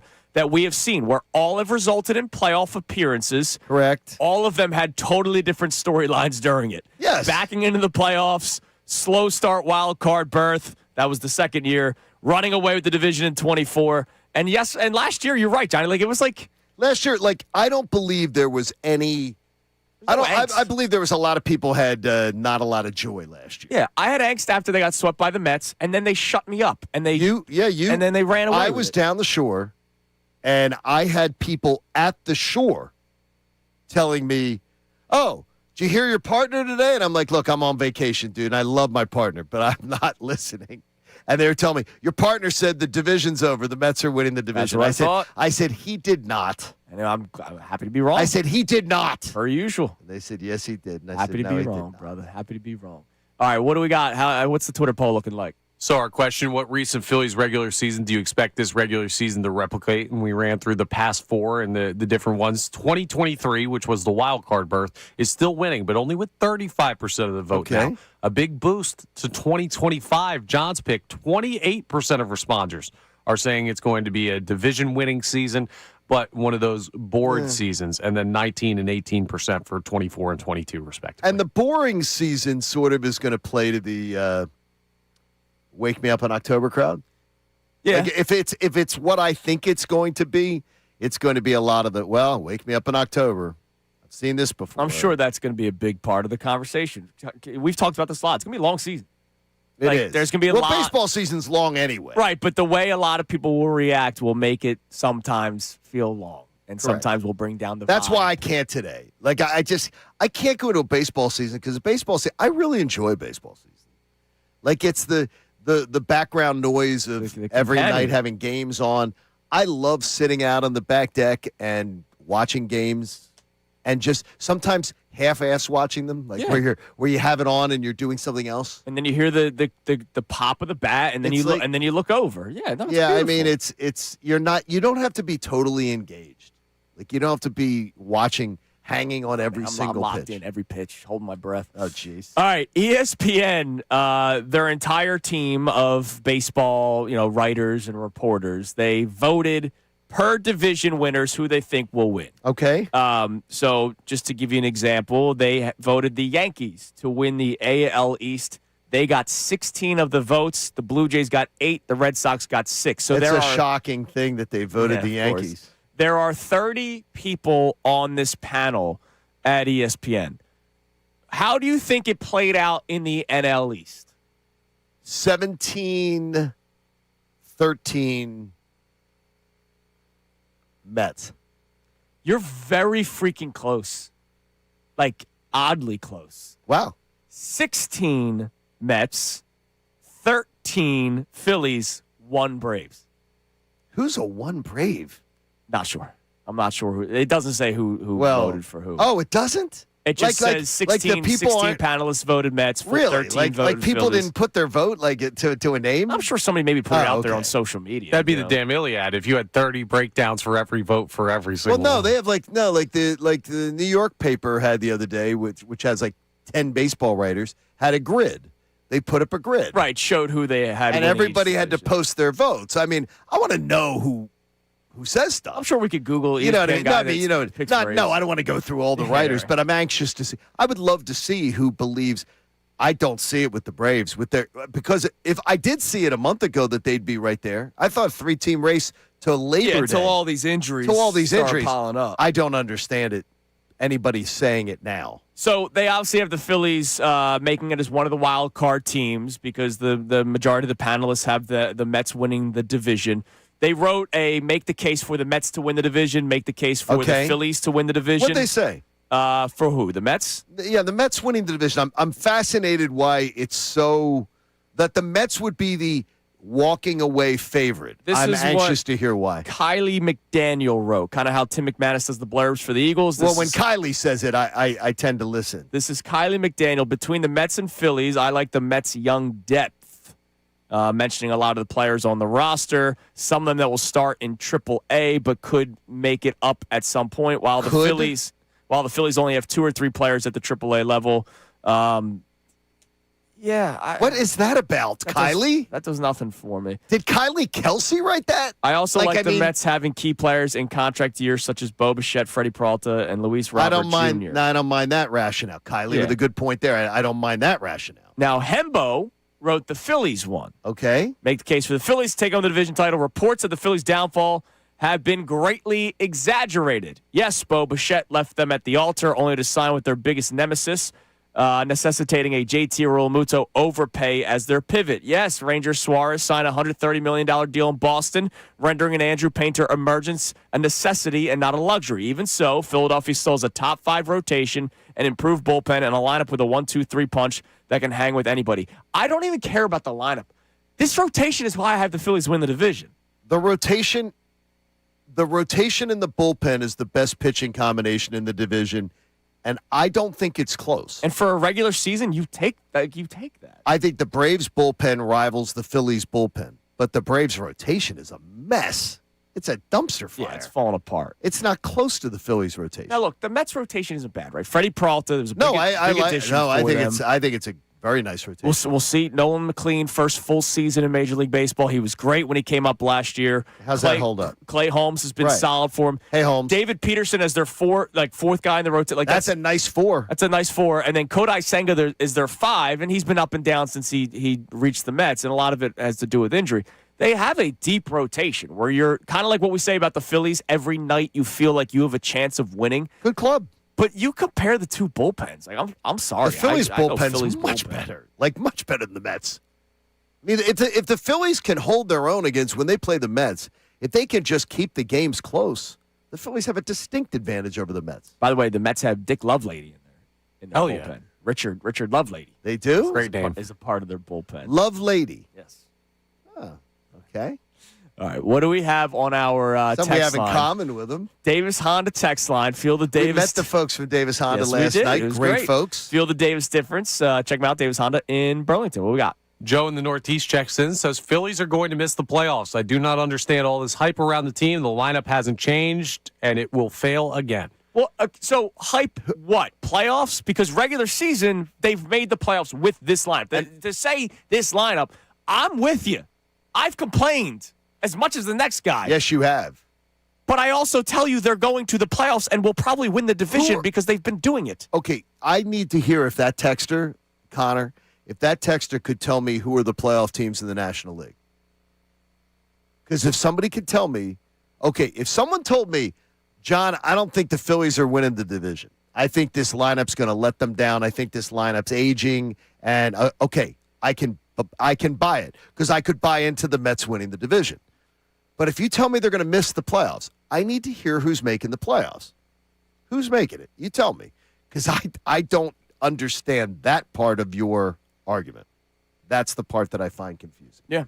By the way, on this article where they picked the winners, they have the Dodgers winning the National League and going to the World Series. Okay. 27 of the 30 votes went Dodgers. 2 Phillies, 1 Mets. I feel like that's kind of how it broke down last year. 2 Phillies? I'm honestly, dude, I think that was the exact same breakdown last year. But 2 Phillies, eh? 2 Phillies. And they wrote a blurb about how the Phillies are the biggest threat to the Dodgers. And they are. Like they're the biggest threat. So when I hear that text, it's like, name me the bigger threat to the Dodgers. That's what I need to know. That's why I need that person to give me your what you're basing it on, because I understand the frustration of someone who says, yeah, I don't think they're going to win the division. Okay. You think the Mets might be better. So here's what it would be from my perspective. If you don't think the Phillies are going to make the playoffs, Mets win the division, the Cubs win the Central, and the Brewers are the team that won the most games in baseball last year, so you think they get 2 spots. I think they've taken a step back, though, with some of their losses. I agree, but they've been a good regular season team for a couple of years. Okay, you gave me Cubs, you gave me Mets, and you gave me Dodgers. Okay, Cubs, Mets, Dodgers, right? Brewers. Dodgers. Brewers are a wild card team, you're saying. Brewers are a wild card team. Then who are the 2 others? What, like the Reds continue are their going to beat out the Phillies. rise? Who are the 2 other teams beating out the NL West, like Padres are a really good team. Padres are a good team. Diamondbacks are sneaky good. There's some good teams out west. Diamondbacks aren't better than the Phillies. Giants are a sneaky good team. They're not better over 160. Yeah, but that's the thing. You're talking sneaky. Sneaky good isn't better than the Phillies. I know the Phillies are a good baseball team. If the Phillies aren't injured, they're not falling behind any of those teams you just mentioned at the end. There is the idea that they could lose to the Cubs, Mets, Dodgers is a great. If someone bets them as the 3 division winners, I totally understand it. But no sneaky good team is beating the Phillies unless they're injured. Not over 162. Yeah, no, not exactly. Like not with this rotation. This rotation. It's this rotation. Unless I'm completely missing something. But this rotation wouldn't be the enough. first time we did, but it's all right. All right, coming up next, we have today's headlines. We have the second poll, YouTube-only poll. Dr. Abinand Appel, he works for everybody. All right? He really does. We have a YouTube-only poll that we have to address. Okay. And also, we're going to help a league out. Because it's the only talk right now about it, which tells you what the state of the league's right now. It's Kincade Salciunas, 97.5, The Fanatic. All right, let's talk about that FanDuel Sportsbook app. Baseball all around the league today. Can't wait. Such a great thing to just sit back and watch and bet on. You also have the NCAA tournament. And right now, FanDuel, in partnership with Valley Forge Casino, new customers can get up to $300 back in bonus bets every day for 10 days. Here's how it works. Place a tournament bet using the token, and if it doesn't win, you'll get up to $300 back in bonus bets. That's right, $300 every single day for 10 straight days. Take a shot on that bet that you're hesitant to make, because if you win, that's great. Congratulations, you won money. If you lost, that's okay. You get bonus bets back up to $300. It's a win-win situation. Doesn't get much better than that. It's kind of like an insurance policy for you. And what you could do is with the bonus bets, you either bet the next game that you feel good about, or you lock in what you think is a futures bet, because then that stays in the account. You lock that one in. You can mix things up with same-game parlays, however you want to play. Whatever your game is, just go to FanDuel.com/local to sign up today. That's FanDuel.com/local. You got to be 21 plus. Present in Pennsylvania. Bonus issued. Bets are now withdrawable and expire 7 days after receipt. Tokens are received in increments of 1 per day. Restrictions apply. See terms at sportsbook.fanduel.com. Gambling problem? Call 1-800-GAMBLER.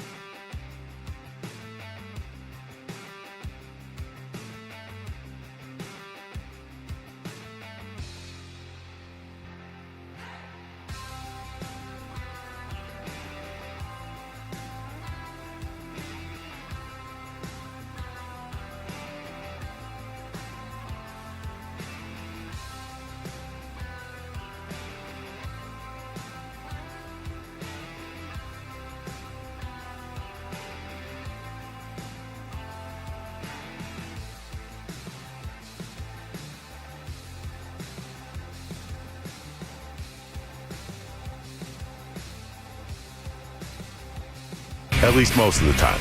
Now let's listen to more Kincade and Salciunas before I change my mind. All right, day after knockout again, congratulations to Austin Jones, Fanatic Station champion. Also a member of Team Kincade and Salciunas 5-on-5, Joes versus Trolls. Not pros versus Joes, but Joes versus Trolls.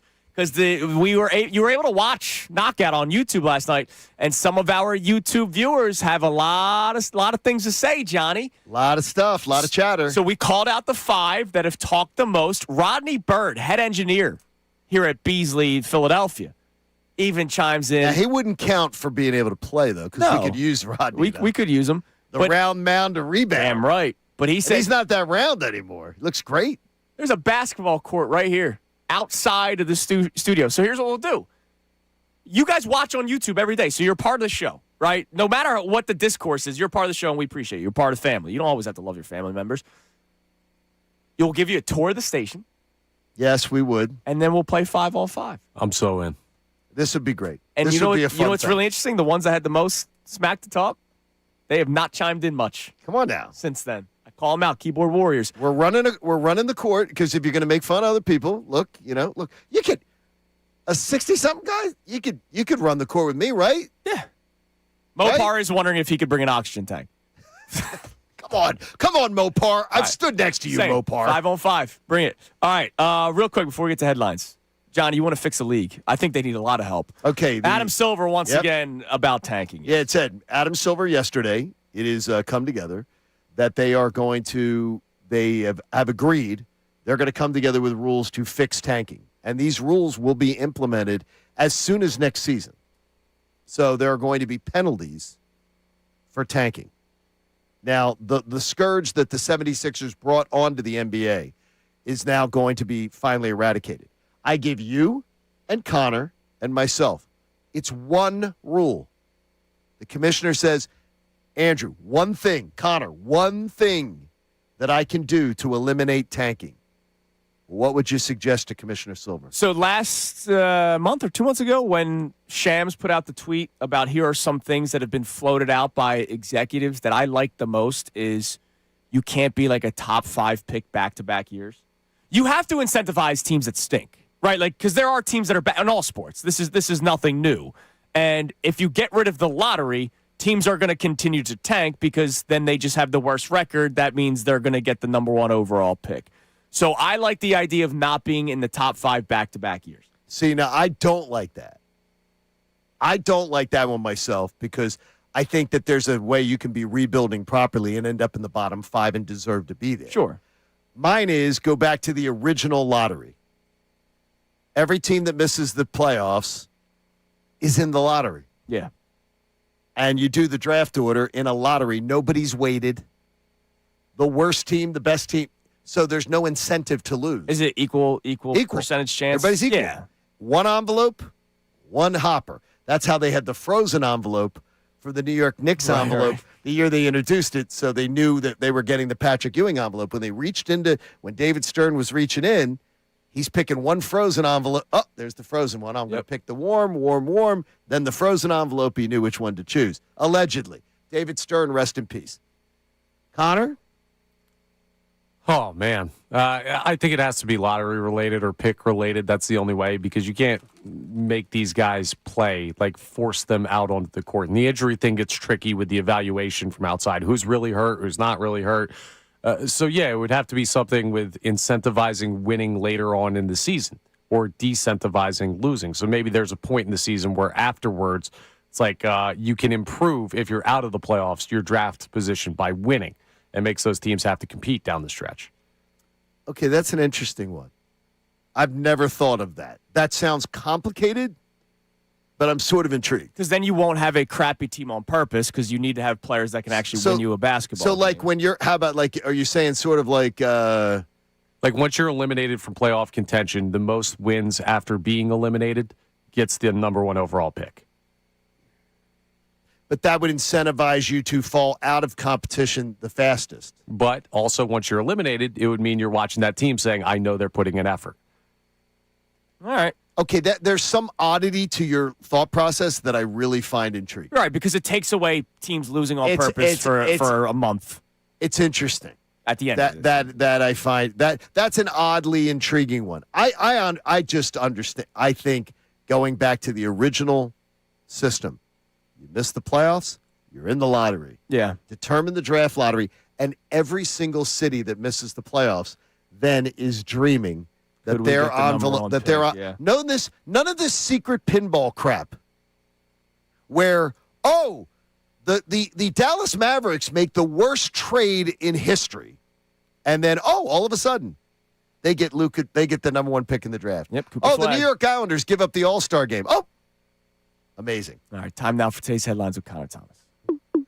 Today's headlines with the Connor Thomas. And it's brought to us by Lundy Law. For over 70 years, Lundy Law has been fighting for injured people. If you need them, remember the name Lundy Law, your injury lawyers. Visit LundyLaw.com. That's LundyLaw.com. I understand one of our listeners who was elbowed during knockout by Ricky Bo might be giving them a ring. No, everybody was uninjured, though it was a bit of a rough play. We start off with something that's normally a College World Series tradition. Are you guys familiar with Rocco's in downtown Omaha and the Jell-O shots competition they do? I am. And that's the one that Paul Skeens was buying everybody for he was buying them for people last year. So they are bringing it back because Nebraska is taking on Iowa in the March Madness tournament in the Sweet 16. That's and awesome. Because Omaha is right on the border of Nebraska and Iowa as the two states, they're bringing it back just for this one game. $2 from every shot goes to Nebraska Wildlife Relief. So who do you have? Do you have the Huskers or do you have the Hawkeyes? Huskers, because of the fact that it's in Nebraska. Yeah, I'll go there. Okay. Makes sense. It's right on the line, though. It's legitimately Omaha. It is. Right on It the is line really of the two close. states. It is close. I side with John Kincade. I'm going that way. Okay. Home team. I'm going home team advantage there. Well, let's go from one drinking story to another. The San Francisco Giants, we were already talking about them because they started off the season last night. We were wondering, hey, why in the world are they getting it first? It's not because of their concessions, because they have a travesty of a deal going on. They're offering the 999 challenge. It's not in-house. just them. I believe the Mets are doing it The Mets as are doing well. it too. Teams are doing it differently, though, I believe. And for $55, you can get the challenge, if you're not familiar, 9 hot dogs, 9 beers, and 9 innings of baseball. $55, and you get 1 beer. What? You get 1 beer. It fills up 9 cups. 9 small little glasses. It's the little plastic cup that John Middleton was drinking. Oh, really? Does That's it shake? not beer. Does it shake like John Middleton's? Probably after all those hot dogs. After too much of the wine. That doesn't count. It doesn't count. If anybody purchases that, it's a waste An of money. influencer will. Look, if the Phillies were smart, they would sell the John Middleton wine cups. Yes. They would absolutely have the John Middleton Last Supper, the plastic wine cups. Here- You could have 12 of them, and somebody gets the Judas cup. Here's the only reason why it's worth it. 55 divided by 9 is a little over 6. That's just the hot dogs. You then throw in the beer. A beer is what was last night? Like $17. $17. So it's almost worth it to do it and then give your buddy 3 hot dogs, your other friend 3, and then you have a beer. Just not do the challenge. I bought 3 last night. It was 61. Yeah, after I tipped. And I get it. You can't just give out 9 beers to somebody because people got to drive to and from these games. Yeah, right? but you know what? They give 9 beers to the people that pay the total price for 9 beers. I understand. Yeah, they do. I've seen the 999 challenge be done. Right, but I don't think you can run a stadium sanctioned. No, of course you buy can't. 9 beers at a time. But thing. you should at least put 2. But still, you should yes. put 2 in there. You Come on. should. All right. That's crazy. Good job, Connor. All right, coming up next. Now, the Phillies talk won't go away.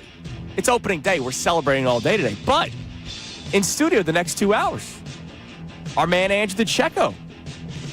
How would he rate the Eagles' offseason so far? I saw some interesting back and forth yesterday on social media that people aren't that happy with it. Wow.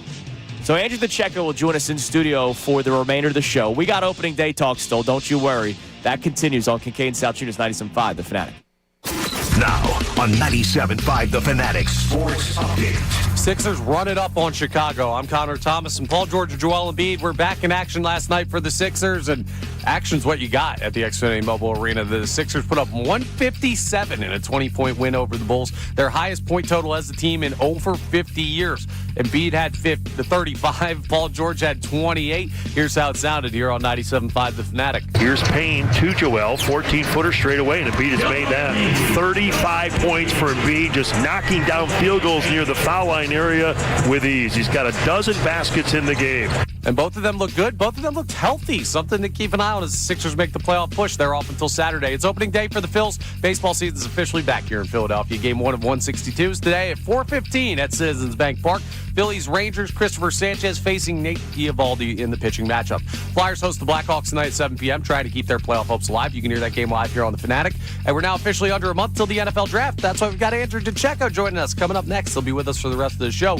Tim Kurkjian calls in at 9 to talk some opening day and preview the baseball season. This update is brought to you by Papa John's, introducing new pan pizza from Papa John's. Order a medium one-topping pan pizza, just $11.99 when you download the Papa John's app or at papajohns.com. Better ingredients, better pizza. That's Papa John's. I'm Connor Thomas for the home of the Sixers, Flyers, and Union. 97.5 The Fanatic and the Fanatic app.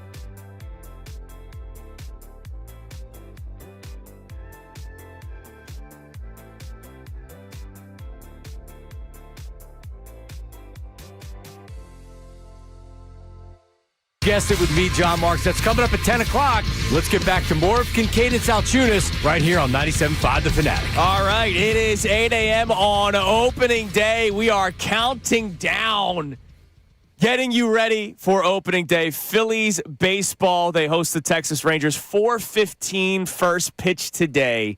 So we are 8 hours and 14 minutes away. Allegedly, it'll probably be 4:17. You know, that's how that works out. So we're having fun. A lot of Phillies talk today. Can you ignore the past and just look forward in 2026? And how will this regular season play out compared to the previous regular seasons? That's our Dr. Avidan Appel Iron Mountain Men's Health poll for you. We will update you on everything. We'll check the Davis Honda text line coming up in a little bit.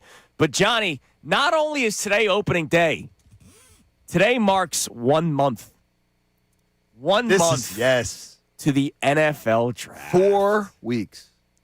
And, of course, why wouldn't we have our man in studio as 4 he weeks. joins us every single Thursday? But now he's reaching his holiday season. You know how around Thanksgiving time is when you start hearing, before it now, you start hearing the holiday music. Like you start hearing the Christmas songs Way when you too go to early. Target. Yes. And this is the 25 Days of Christmas for Andrew DeCecco. What's up, brother? Good morning. What's happening, guys? Great to be with you. Dude, NFL draft He's right so- around he's the so corner. set, too. I You know can hear you've it. been locked. Like, you've probably been in a lab. Do you have lights on, like, when you're studying film? Like, what do you do when you're looking at the film of players in the draft? No, well, I get in the old dungeon there, and You close the curtains. yeah, I can't be disturbed. You have a no solicitation sign on your door. Do you like Keep out. Do you like darkness when you are watching stuff, when you're watching video and stuff? I like darkness in general. just at too him. much lights. The Skid Row, Yeah, I yeah. Skid Row could see shirt. you Yeah. not They have even being given a it digital away. film guy. I could see you getting the actual film. Oh yeah, we and, get the Projector out? I'll roll the projector in. Yeah.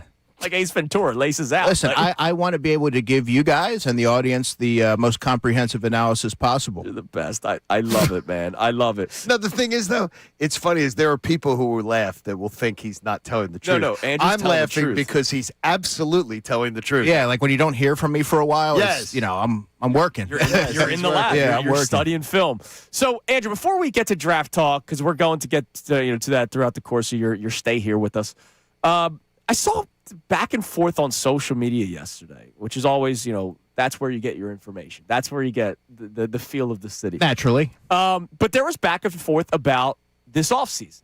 And some people are saying this is a fine offseason. John and I kind of expected a lot of what has taken place. I didn't expect Andy Dalton, but like a lot of the fill some areas, but don't make a big splash signing.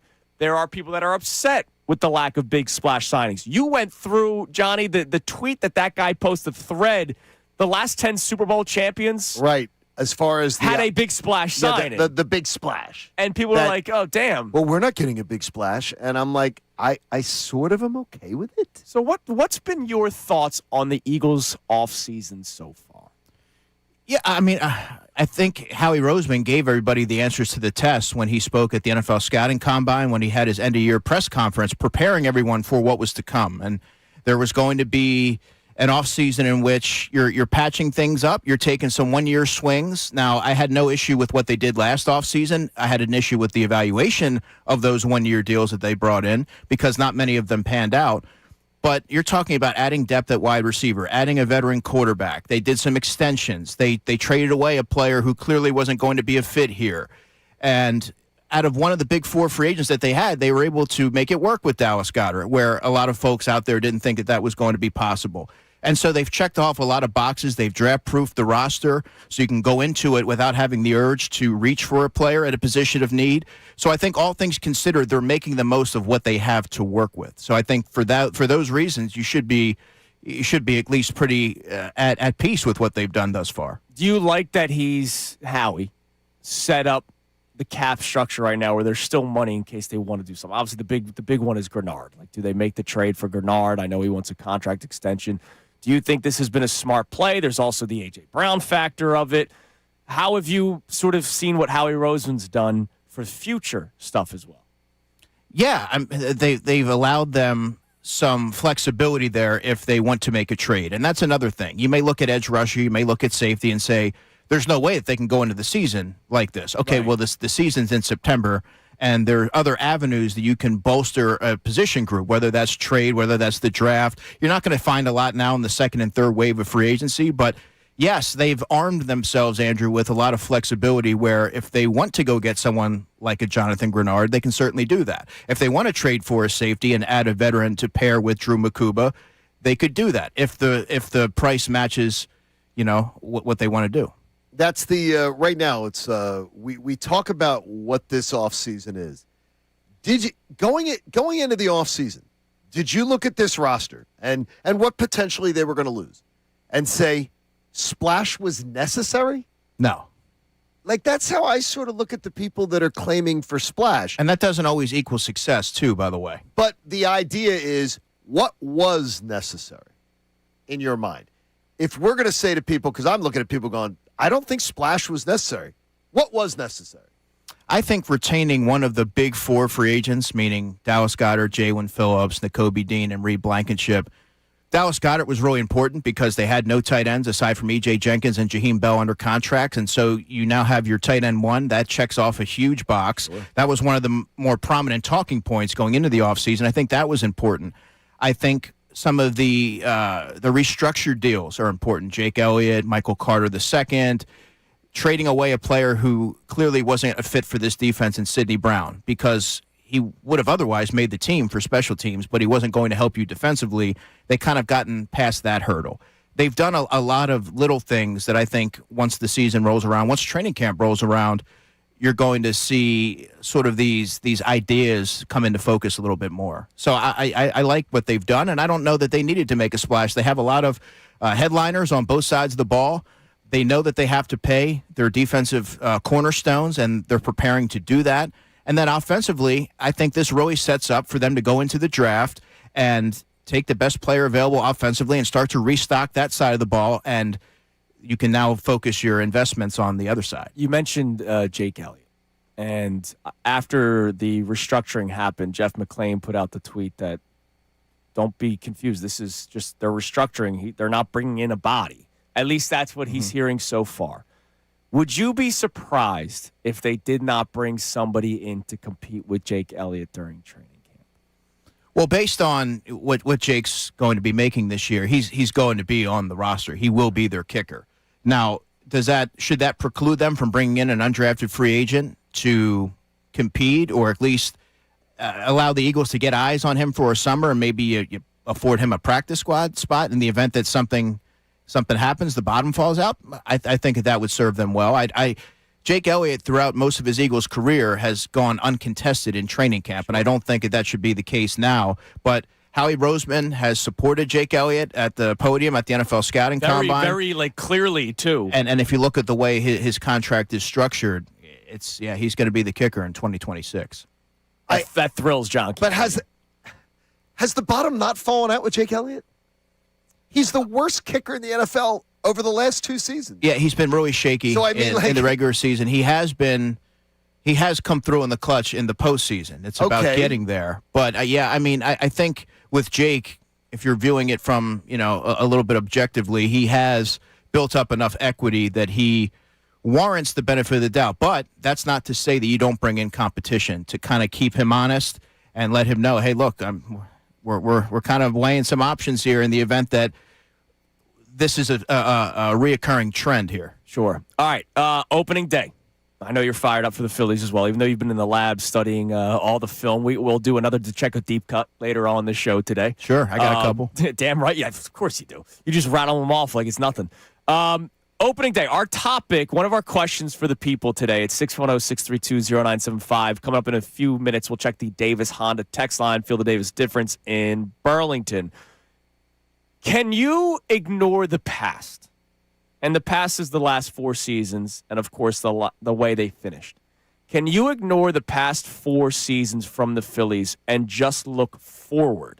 And I'm not saying look forward to like, oh, you're happy that baseball's back. I'm saying you look forward. Tunnel vision, 2026 Phillies. I'm only going to focus on the 2026 Phillies, ignore what's happened the last couple of years. Can you do that? Now, that's a fascinating question because in life, I focus on the next thing. I don't look back typically, but in this particular case, sometimes with sports, I look at past history, and it's all great to be able to put up all these accolades and compile all those stats in the regular season, but it's about what you do in the postseason.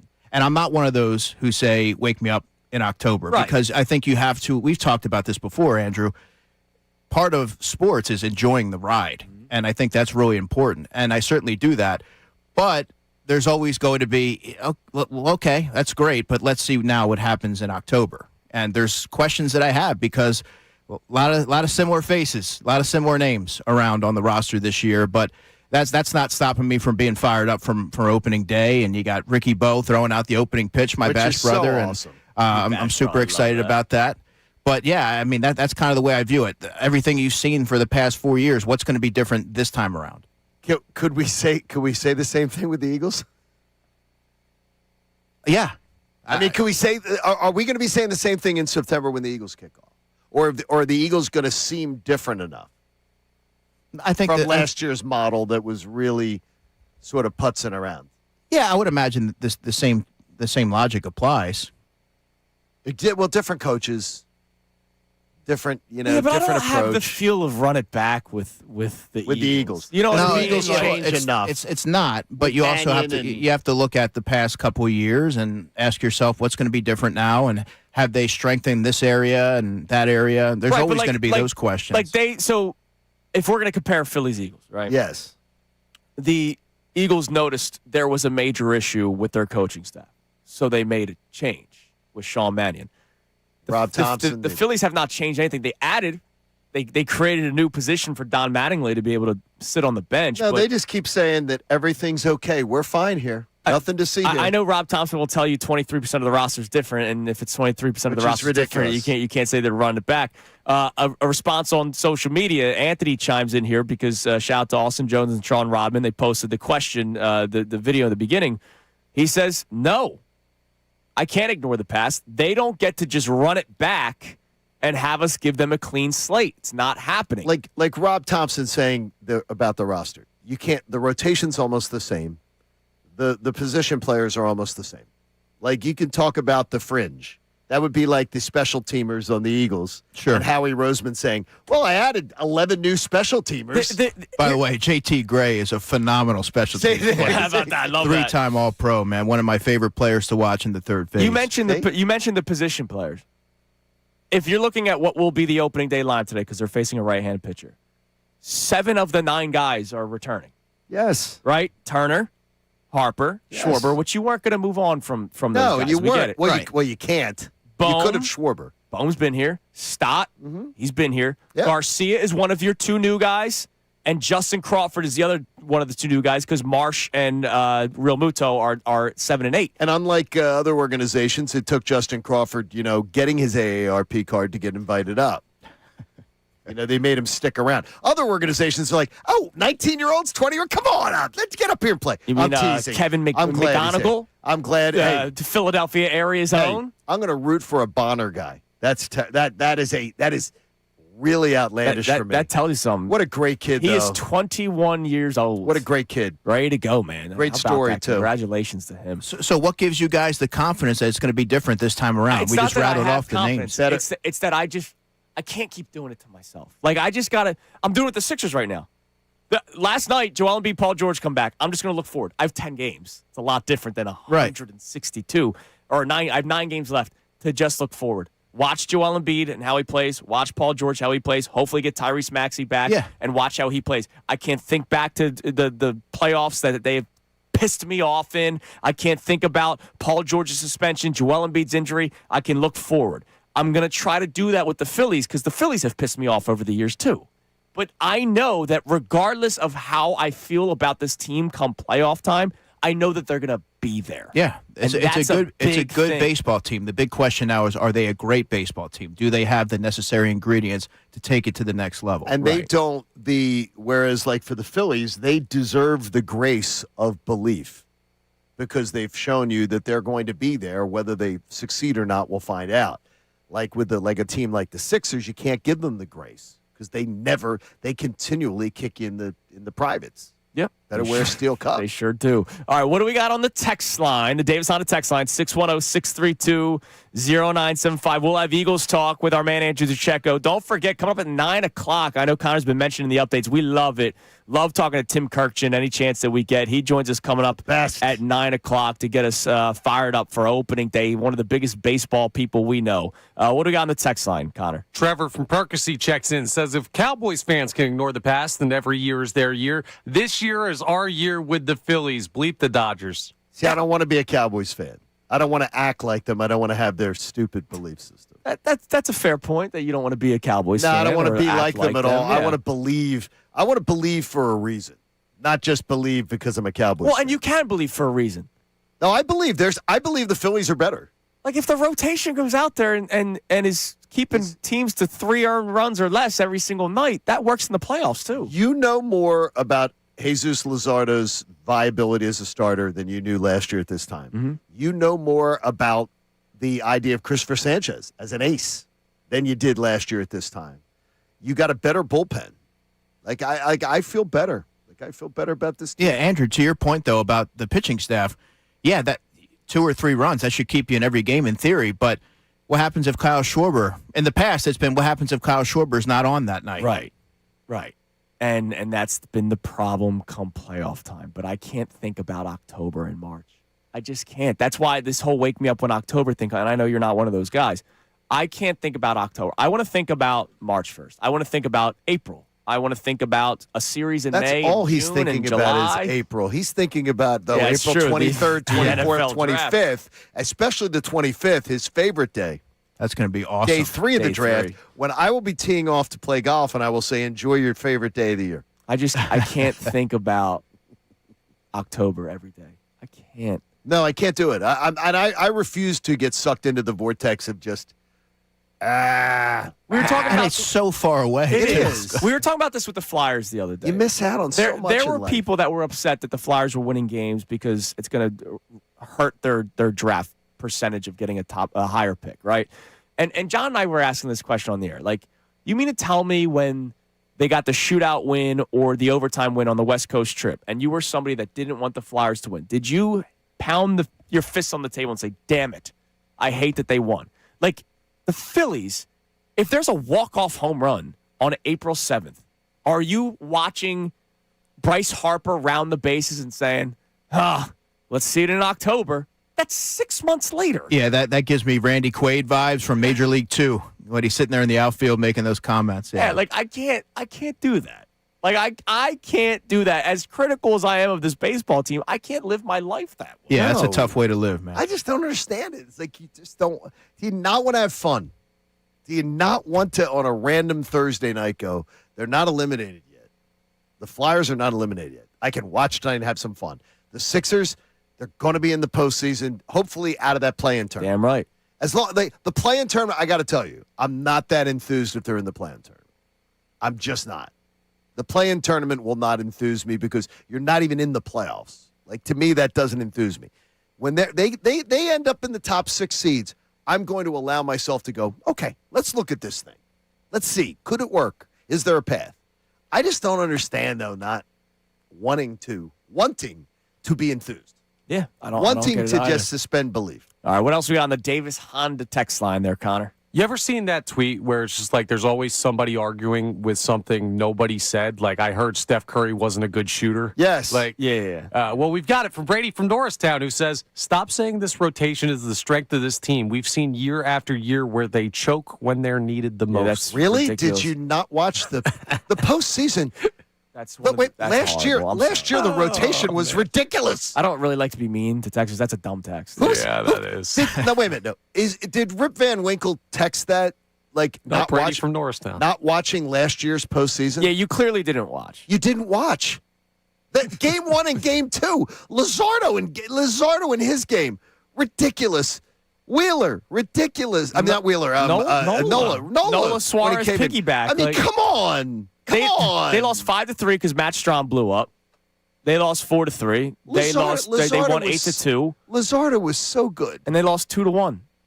I mean, The second run was because of Orion Kirkering. and wait a minute. What are you talking about? Go back against the Mets.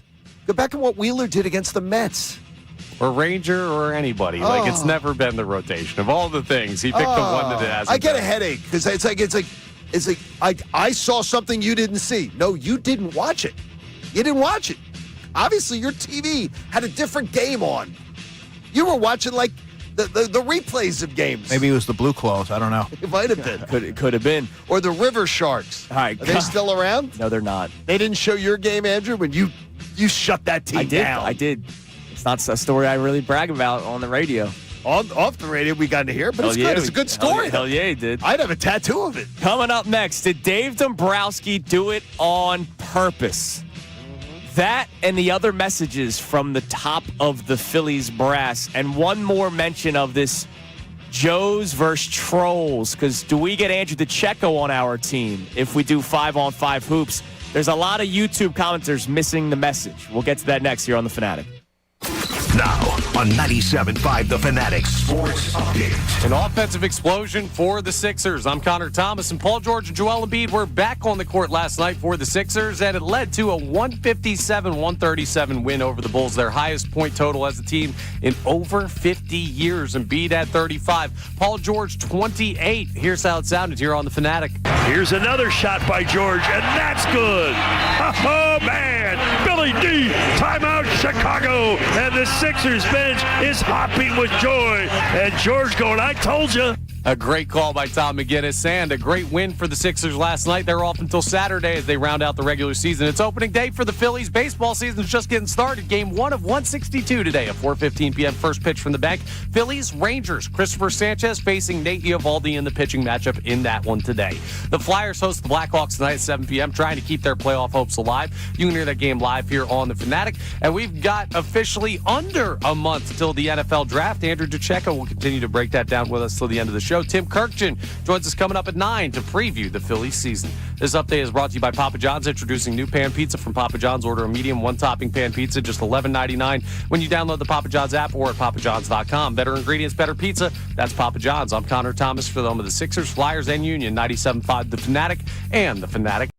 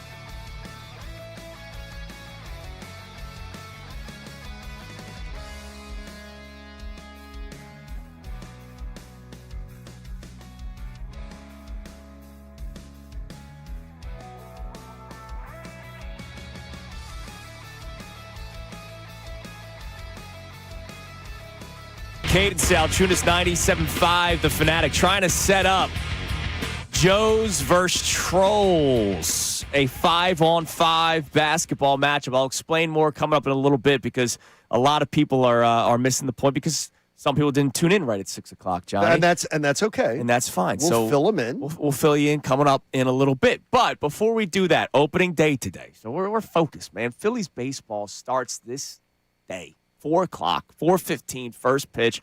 Christopher Sanchez in front of 45,000 Phillies fans. Nathan Eovaldi getting the start for the Rangers. So you got the Marsh Stott platoon out there today for the Phillies in the lineup. Make sure you're listening to Middays with Marks when the lineup comes out, even though I think we all kind of know what it is at this point because they did the dress rehearsal the last spring training game. But, Johnny, you're wondering if there were motives how to about what Dave Dombrowski had to say. Yeah, I was having a conversation with someone in baseball the other night and just trading some ideas before the season begins. And this person was taking me to task on my tough critique of Dave Dombrowski. And the question was put to me, and I'll read you exactly what the text was. Well, I can't read you exactly what I can, exactly. Did you ever get it through your thick head that potentially Dave Dombrowski did exactly what he wanted to do? That none of that with Bryce Harper was by accident. That he said and delivered the message exactly the way he wanted to. Maybe not in the exact words, but by tweaking his superstar is exactly what he wanted to do. Here's a man heading into a lockout, late in his career, probably his last year, if this team doesn't achieve, he's looking to do something. Why wouldn't he? And he goes, not saying that's what he did, but did you ever even consider it? And did you ever give the man the benefit of the doubt that maybe that's what he did?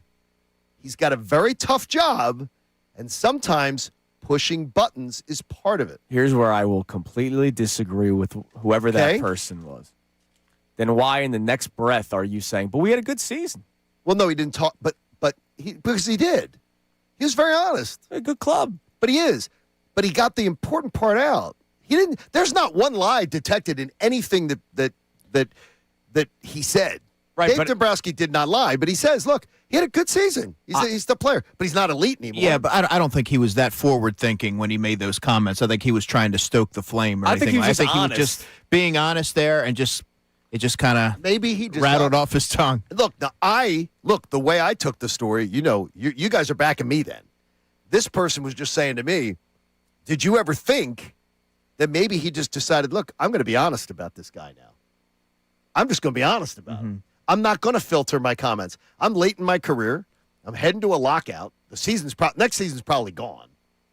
Or it's going to look bad. And if I don't win this year, I'm probably gone myself. I think he was just comfortable at the podium. He was just talking. Yeah, I think he was just riffing. Yeah, but that could be a different approach than if you're in the first year as a GM in a city or you're in the second year of thing. You grow with a different idea of how you're going to approach things. His honesty, he was very honest in that entire press conference, but his spin doctoring never stops. Sure. But that's always been now to that spin doctoring, because the spin doctoring continued this week with John Middleton. John Middleton, they both did with the wine on the wine tour. The wine almost flying out of the cup. He said crest. that if Christopher Sanchez's call in Game 4 was a strike and not a ball, he's saying they win that game. Game 5, Philadelphia Dodgers won, nothing to do with this. He was basically saying... And the Dodgers would have come here like they won the first two games? Yeah, exactly. So John Middleton's counting that as a win? And, oh, by the way, we're also saying that nothing else happens after the Christopher Sanchez. Like, how am I supposed to know that a guy doesn't hit a home run to start the next inning? Like, we're playing make-believe land. But that is the message from Middleton, the owner of the baseball team, and the president of baseball operations, and Dave Dombrowski. Is that a good or bad message for the players? We were just one or two things away from us winning. I don't know if that's a strong motivational message or not. I can't. I don't like that because I think it's inherently laced with complacency. Yeah. But if you're a professional, you have to be able to see through that, and we're giving the Phillies the benefit of the doubt that they can. But I don't know that that's something that you want to throw out there. You don't want to lob that out there a couple days. He said a couple days before opening day. Think about it does bring complacency. Would we ever hear Howie Roseman ever address his team in that fashion? Never. And players know that. Like the Eagles players know that. Like I think about everyday life stuff. Like forget sports for a second. You're somebody on the sales staff, right? Any sales staff. You guys have like an expected goal to hit, but then there's like quota. This is what you want. We want you to reach this. And every quarter you hit the quota. You're like, all right, hit the quota. But like the Phillies make the playoffs. The Phillies are hitting their quota every single year. Are like they Kincade happy? and Salciunas with our digital quotas. Then they change them. What if take you behind the curtain. John and I do the post-show headline stuff. It goes toward our digital quota. We hit our quota pretty early. Yes. What if we just stopped? And said, well, we got it. Now we'll wait till the next quota when it counts. Next quarter, we'll resume again. We don't, by the way. We can, but we don't. Like, I don't like that from upstairs. The message is we got a good club. Not we're hungry for more. We should be better. Right. I hate that. Totally different messaging from the Eagles and the Phillies. The Eagles are never complacent. No. And I understand that I'm maybe closer to that because I cover the team. But, I mean, based on the comments that we've heard out of the Phillies this offseason, yeah, I mean, it comes off as very complacent. Now, whether or not that's something that doesn't necessarily it doesn't leave an impression on the players, we're gonna find out.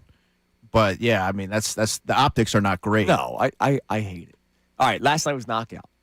Austin Jones, station champion. He told me. How about that? He was tremendous out there. Connor got eliminated by Brendan Gunn's fiance. Oh, Connor. Ricky Battalico got ejected. Flagrant 2. Flagrant 2. Oh, yeah. Knocking somebody over. That's awesome. Johnny Marks made a kid cry.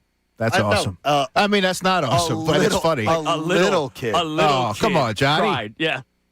So there's a lot of great storylines. Now, one storyline that I'm fascinated by is the event was being live streamed. And a lot of our YouTube faithful have been calling out the lack of athletic ability of members of the station. So here's what I threw out there. There are 5 people that were very active. So our man Dawood has recently chimed in, and If Bayless has chimed in, and they're taking offense that we're calling out the YouTube people. No, I'm calling out 5. No, we're not calling out the YouTube people. I'm calling out the 5 that were the most loud at the beginning of the show. And Dawood's not making fun of the thing, is he? No, he tuned in and heard us talking smack. Oh, okay, so he doesn't understand what happened. We weren't talking any smack. There's a guy, Simple John, Money Mar, M4YH, bunch of numbers and letters, WP36, and Mopar were the 5 that talked the most this morning. Okay. We are challenging those 5 to a 5-on-5 full pickup court, game. not knockout. Full court, right outside here. And what we're throwing in is studio tour. You get to see the building, and we'll go to like Manayunk or somewhere to get a beer. We'll get a beer afterwards. Because a beer after basketball is like it's delicious. Like it's a wonderful experience. And Lankenau Hospital's right up the street. In case somebody pulls a hamstring, right, exactly. tears a if hamstring. somebody has an issue. There is a YouTube poll. Team YouTube is of course voting for Team YouTube over us. Oh yeah, really? I wouldn't be surprised, but I need to see. If Team YouTube would like to put up a financial wager, I would do that too. Set it up. Well, because I'll gladly set it up. Loser buys the beers afterward. Yes, absolutely. John's going to be like Computer Blue from that Prince skit from Chappelle Show. Look. Will they have anybody on their team older than me? I don't know. They should be able to run a court faster than me, right? So, one would think. We're calling them out. Now, I have already said for them to call the number 610-632-0975 so we can get their email, so we can set this up. Crickets. Well, they may have Cricket Wireless. Could be. They could have Cricket Wireless. Maybe their cell service is a little spotty now. Maybe they'll get into a better spot. They're driving to work or something, or they can't use their phone while they're driving. The only person I saw comment was Mopar saying, "When are we realistically talking?" And that's what we have to figure out. We'll figure that out. Well, you guys are fresh right now. I mean, you guys are fresh off. No, but we're ready. knockout. No, look, Mopar. Full court is wild. WP already chimes in. What? We're already making the excuses. Whoa. Hey, WP, how old are you? Come on, man. WP. We're already making the excuses. You called out athleticism. WP, how old are you? Come on, man. Because, I mean, you should be able to keep up with me, right? And here's what we'll do. Let's go run up and down the court. Well, let's go run full court basketball. It'll probably happen during Middays with Marks. Middays with Marks could broadcast it. They could do a live stream of the 5-on-5 game. Now, look, just don't. I already told Connor and Andrew, no offensive sets that involve me unless I'm setting a pick. That's fine. You're Amir Johnson, but brother. I'll play D and Reggie Evans. I'll play D and I just need you to grab some rebounds for us, man. Well, I know about that. I'll run the court. Now, D Flyers chimes in. If these people don't call in and show up, they should never come in the chat again because they're cowards. Well, no, if your keyboard. No, look, their keyboard fingers are tough. You've given them a good opportunity, Andrew. Look, and I like the name of the challenge even better. Joes versus Trolls. Joes versus Trolls. Remember Pros versus Joes? That great show? No, None of us are pros. No, we're Joes. Joes versus Trolls. I want to set this up. Look. The weather's turning. It's going to be beautiful out soon. Look, I think it's a great idea. 3-time cancer patient. You can't outdo me, right? Oh. Come on. Man. All right, coming up next. Picture this. I'm thinking of the beers afterwards. It'll be fun. I want to make you guys envision something in October. See if you like it or not. It's the one thing about October I'll talk about today. It's Kincade and Salciunas, 97.5 The Fanatic. All right. Let's talk about Family Company Jewelers. Maybe Family Company Jewelers can provide championship rings in this 5-on-5 tournament. That'd be great. Right? Family Company Jewelers gives us, because we would win, the 5 rings of winning the 5-on-5 Joes versus Trolls basketball matchup. If you're looking to pop the question, you got to make sure you mark these dates down. They do this every single year for you to save money and for you to experience incredible customer service. April 16th through the 18th, Family Company Jewelers has the Viraggio Bridal Show. Family Company Jewelers already has the largest selection of Viraggio engagement rings, styles, and settings in the area. But for these 3 days only, they will be bringing in all new inventory. Brand new designs that have yet to be available to the public. It's only at this store for those 3 days. Plus, there will be a Viraggio rep on site to help you custom design the perfect one-of-a-kind ring. And if there's another added bonus that you need, well, I kind of talked about it already. This is your chance to save hundreds and maybe even thousands on the ring of her dreams. So head to Family Company Jewelers, Route 70, Marlton, New Jersey, April 16th through the 18th for the Viraggio Bridal Show. Visit FamilyJewelers.com for more information and book your appointment now. Stop in, find out why Family Company Jewelers is South Jersey's diamond destination. The Birds are making some moves. They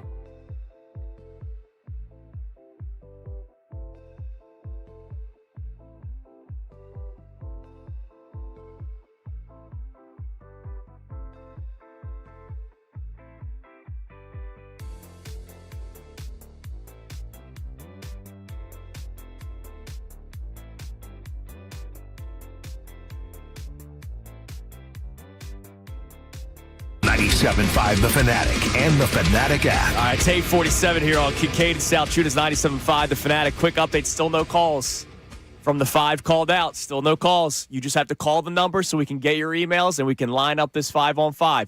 You just got to call 610-632-0975. I will say this every segment. Every segment, you've still not called in. All right. We would like it, though. I want you to envision one thing about October. I wonder how you guys feel about this. I wonder specifically how John Kincade feels about it. Because it's the one thing about October I'm mentioning today. Because it's opening day. I can't think about October. But I want you to envision this, John. Okay. They get to October. Right. And you and I both said the same thing. That we believe the Phillies and Dodgers, based off of our predictions, will be on opposite sides of the bracket. I do believe that, too. Yes. I believe that they will not be able to meet until the National League Championship Series. So, Phils win their first round series. Because I believe that's the case. I just believe it's the Dodgers that kill them. Like, I don't see another first round exit this year. All right? Yeah. Rotation's too good. Bullpen's too good. All right? Even if the bats don't score 7 runs in a game, like they can win a series by scoring 3 or 4 runs. That's how good this rotation and bullpen should be. Envision this. NLCS. I know you're going to hate it, John, but screw it. Dog masks. Oh, no. We pull the underdog card. I just saw the disappointment in John's Here's why. face.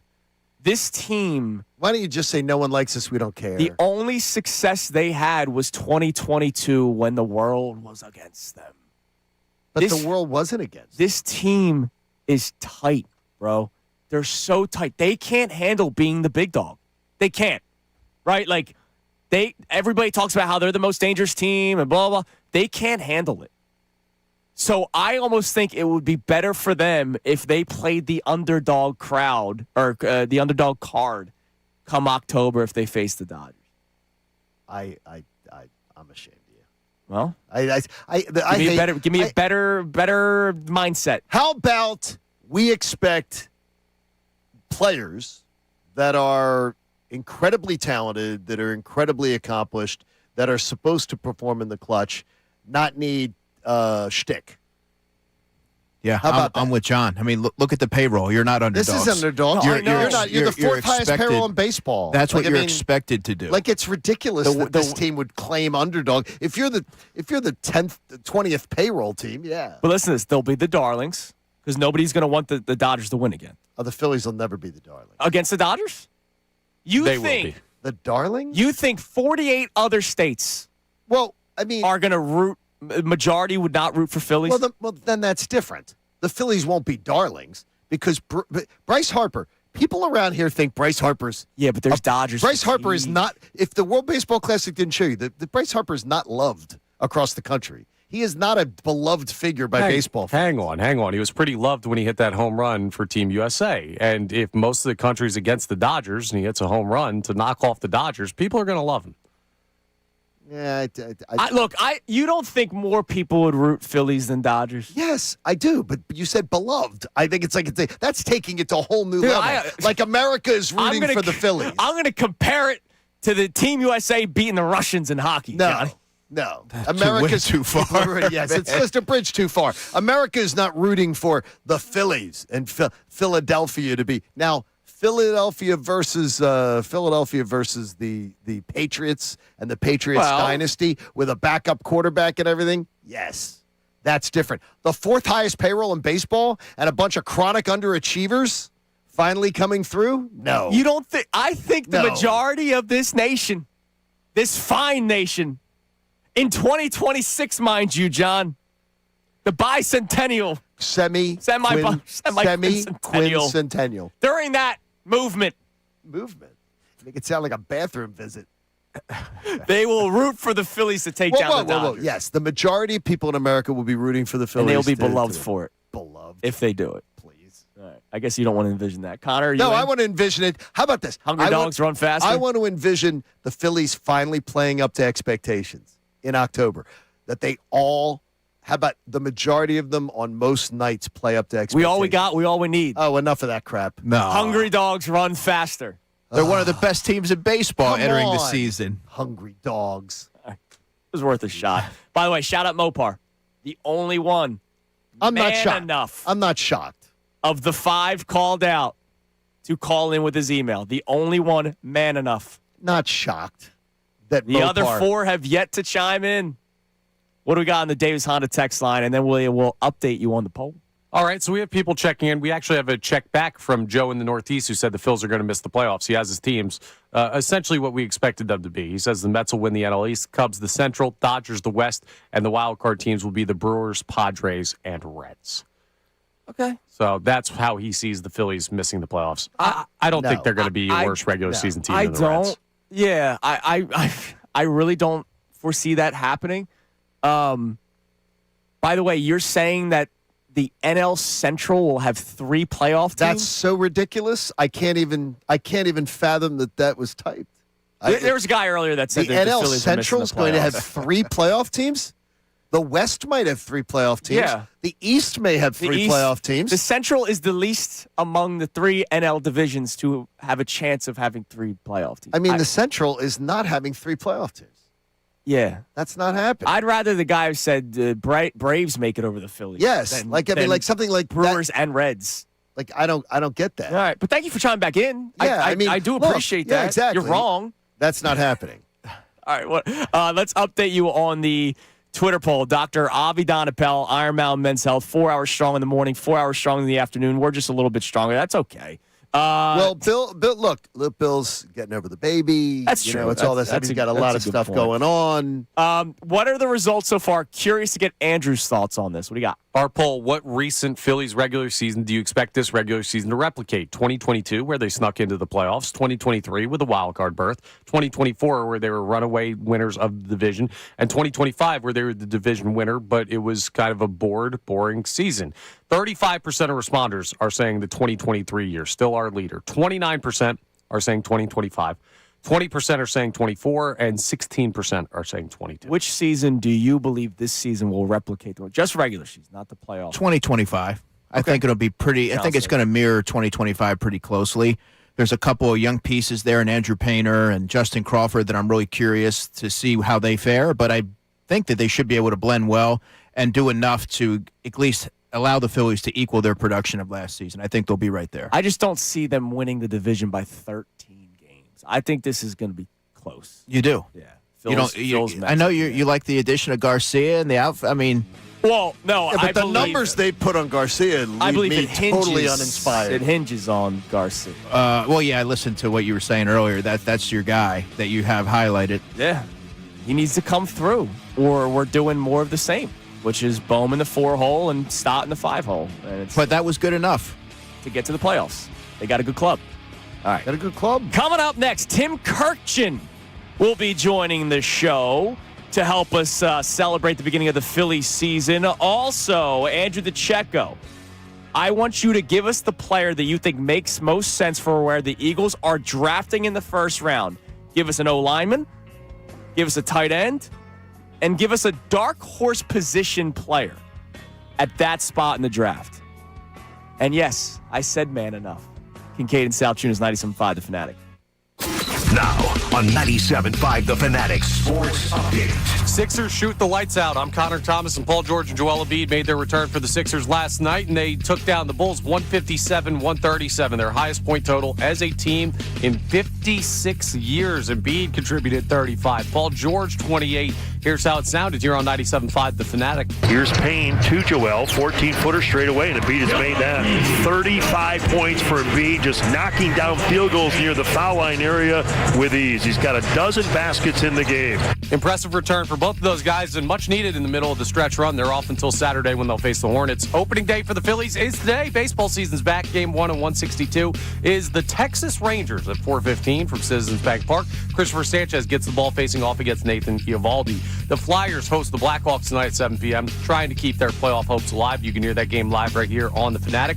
And we're now officially under a month till the NFL draft. Andrew DeCecco stays with us for the remainder of the show to talk about that. Tim Kurkjian joins us coming up next to preview the Phil season. This update is brought to you by Uber Eats. Philly, you hungry? Good thing Uber Eats has a great deal waiting for you at Coco's Cookies and Creamery. From now till March 31st, get a buy one, get one free deal on a milkshake, all on the Uber Eats app. Only on Uber Eats. Order now. Terms apply. See app for details. I'm Connor Thomas for the home of the Sixers, Flyers, and Union. 97.5 The Fanatic and the Fanatic app. Kincade.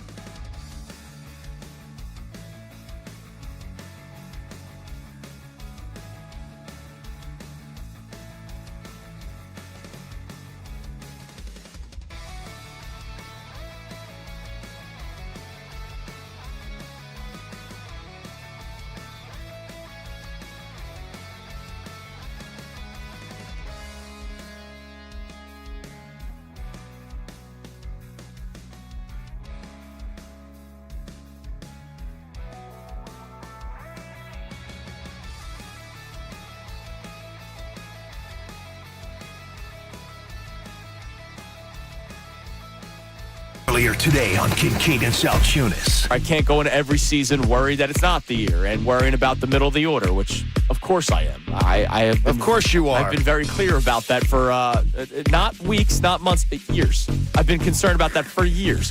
Can you ignore the past? Can you ignore the past of the Philadelphia Phillies the last couple of years going into this season? Yes, because I can scoff at it because I believe this Phillies team is better. I believe they're better. I believe they're going into this season. This is a better club on opening day 2026 than 2025. So that's why I can do that. I feel confident in saying this Phillies team is better today than they were when we did the opening day show last year. Can I believe that this year could end up differently? I absolutely can. Part of our knowledge of sports is what has happened. There's some things that you can't ignore, right? Like you can't ignore the fact that the bats have gone cold in the playoffs. You can't ignore the fact that Rob Thompson has made poor managerial decisions in the playoffs. But at the same time, you can't ignore the fact that Rob Thompson did have an incredible run in 2022. And this is why. Because we're all saying the same thing. They're going to the playoffs. Every time we talk about this team, we're all saying the same thing. It's, will the bats come to life in the playoffs? But the reason why we say that is because we're all talking about them going to the playoffs. Right. I don't remember hearing anybody that has picked the Phillies to not make the playoffs. There's talk about who wins the division, but the people that say the Phillies don't win the division have them winning one of the wild card spots and going to the playoffs. Now back to the show. All right, that's what we've been talking about this morning as it is opening day for the Philadelphia Phillies. Opening day started yesterday, Yankees, Giants. But the Phillies begin their season, their quest to 162 games and getting back to the playoffs and hopefully getting the job done this year, Johnny. We don't want to focus too much on that today. I'm not thinking about October. I'm not thinking about pumpkin spice, stupid latte pictures on your Instagrams. I'm not thinking about the Eagles trip to London. I'm not thinking about any of those things. No, we're thinking about that. opening day today, which I do believe is happening in October. And who better to talk to than one of our favorite baseball guys that we get to talk to every single season from ESPN. We know a relative of his. We talk to his kid more often. Our man Tim Kurkjian joins us. Tim, good morning. How are we? I'm great, fellas. It's opening day, number 45 for me. I don't care how corny it sounds. It should be a national holiday. Yep. Parents take their kids out of school on opening day. It's the best. And when you play an afternoon game on opening day, I don't think it can possibly get better than that, especially with good weather here today in Maryland. I'm going to the Orioles game against the Twins. And then tomorrow I'm going to Toronto for the A's and the Jays, and I'm calling a game on the radio Saturday, A's and Jays. Old Pop has a pretty good life going still. You got the frequent flyer miles going pretty early, Tim. We love it. All right, so we all know the deal with the Phillies. It's can they get it done in October? So let's start with the regular season itself. There's a lot of Mets love going into the 2026 season. How do you see this division playing out? And if you do have the Mets winning, is it more Mets or is it more Phillies? I have the Phillies winning the division. I have the Mets making the playoffs as a wild card. I think the Mets can win the division, but I think the Phillies are a better team. I like the Mets. I like what they've done in the last couple of months, but they still have a lot of different moving parts that are new to the team, and it really takes some time for everything to gel, and I think it's going to take some time for the Mets. Having said that, they have some significant talent. Guy today, Freddie Peralta, led the league in wins last year, and this is his first year as a Met. So I think it'll be a great race in the division, but I think the Phillies are the best team in the division, and I'm just not believing that the window is closing here or is closed, because once Zach Wheeler comes back and there are encouraging signs, their starting pitching has a chance to be really good, really good. Do you believe the Phillies team that takes the field today is better than the team that walked off the field last October at Dodger Stadium? I would say they're the same. I'm not dodging the question. They didn't do enough to say, oh, they're way better. They did enough to say they're right where they are. They're going to be better than they were last year once they get all Zach Wheeler and the rest of their rotation completely healthy. They're going to be a better team than they were last year, because I think Aaron Nola's going to have a much better year. I think Andrew Painter is the wild card in the fifth spot. Never forget how good he was a couple years ago before he got hurt. And once Wheeler gets 100% healthy, and now that Christopher Sanchez is a Cy Young candidate probably every year for the next few, I like where the Phillies are. We'll see if they score enough runs, hit enough to be a great team. Right now, they're very good. Tim, based off what you've heard, what you've seen, what you know, what are your expectations for a couple of young players who are going to serve prominent roles, namely Andrew Painter and Justin Crawford? Well, Justin Crawford, to make the team, it leads you to believe that he is ready to do this. And I am a big believer when you have a top prospect who shows you something in spring training, just flip him in there and let's see how he does. If he fails at the beginning, it's okay. You can send him to the minor leagues for a little bit more seasoning, and it won't kill a great prospect if you send him out after he makes the club. But I'm a big believer when you're not sure about your outfield situation, put a kid out there and see what he can do, and surround him with Harper and Turner and Schwarber and Real Muto. He doesn't have to be great because they have great players on the team. So I'm a big believer, and let's put him out there and see what he can do. Of course, he's got a great gene pool to work with. And again, Andrew Painter has a chance to be a really good starting pitcher in the major leagues. We just have to see how he does when he gets a few starts under his belt. All right, we go from the young player to the 15-year vet. Gut feeling, Tim, is Bryce Harper elite in 2026? Yeah, I think I think he's an elite player still, even though he got off to a slow start in spring training, slow start in the WBC. I know it was just one swing, but that's an elite player that put the United States back into that game, and I think he will be an elite player this year. Does that mean he's going to win the most valuable player? I don't think so, but is he going to be a really productive player in the middle of the order for a championship caliber team? I am 100% certain that he is still that player. If Rob Thompson was going to do something different this year, would you think that there's something he could do to maybe push buttons differently? Or do you think what he's done has been fine and the players just haven't performed? Yeah, John, I'm a big, let's not blame the manager. Let's not fire the hitting coach. Let's not blame it on anybody other than the players. They deserve all the credit when they're really good. And, they deserve most, if not all, of the blame when they're not good. We just have to always remember something that I've never forgotten and never will. This is a really hard game to play.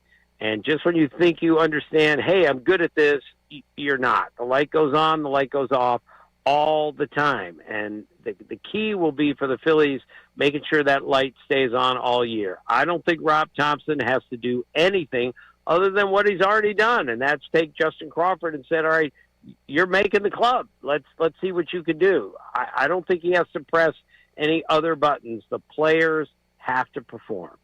Tim, how do people around Major League Baseball view the pitching staff of the Philadelphia Phillies? The 5-man rotation and the bullpen, especially with the addition of Brad Keller, Duran last year in the trade deadline. Do teams look at this Phillies team and say, man, it's going to be a fight every night to try to score runs and win? I mean, absolutely. They have 5 major league starters, and I'm putting Andrew Painter in that group already, even though he hasn't been a major league starter. And when Zach Wheeler comes back, they're going to have 6. And not too many teams have 6 quality major league starting pitchers, but the Phillies do. Their bullpen is pretty darn good. It is deep, and I think everyone around baseball looks at their pitching staff and says, that's one of the best in the game when everybody is healthy. And if you can pitch, as we know, you can do a lot of things. What's the number one thing that you believe could be the Achilles heel to the Dodgers if they ever had one?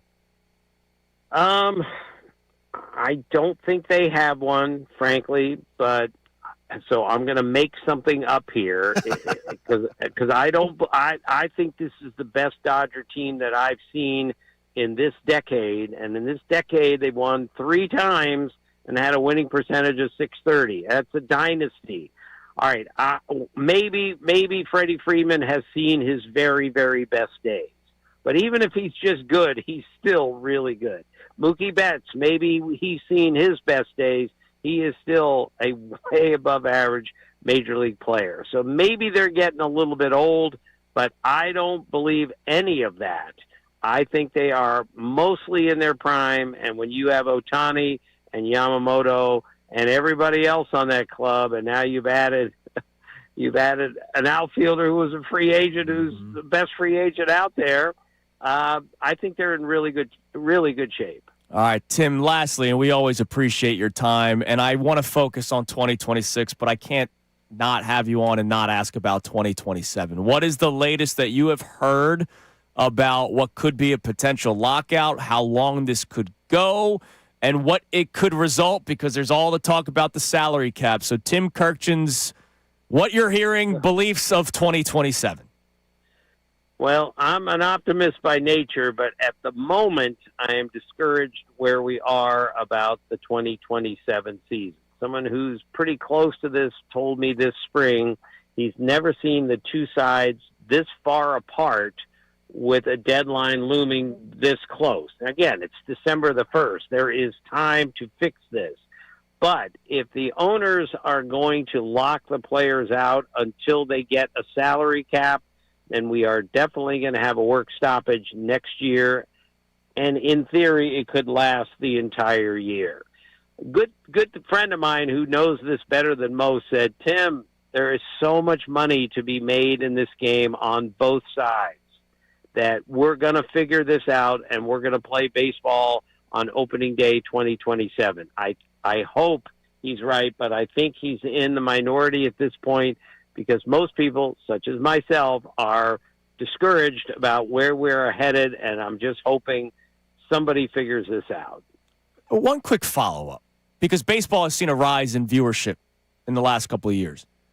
Is there not a thought in the back of both parties' minds like, man, if we don't play baseball, we could hurt the product again?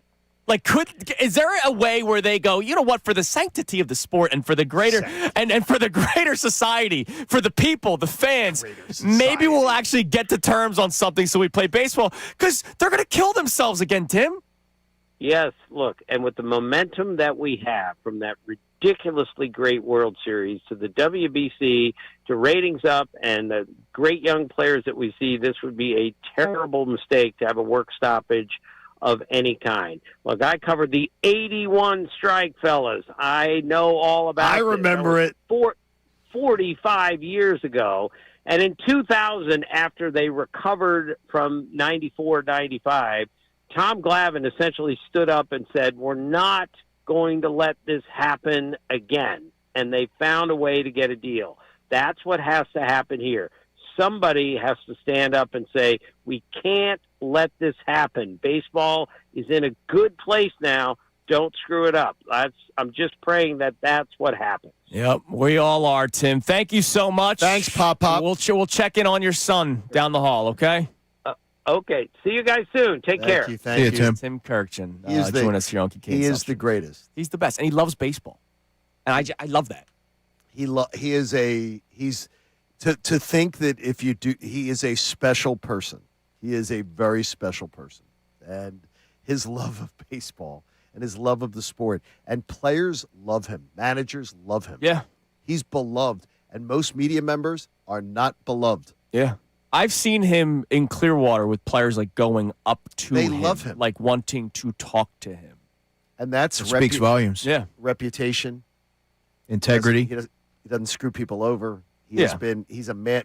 He's a very special person. Yep. I put up a picture today on Twitter of where Tim and I, when on my Sunday morning show on ESPN Radio, I used to have Buster one week, Jason Stark one week, Tim one week, and they would rotate.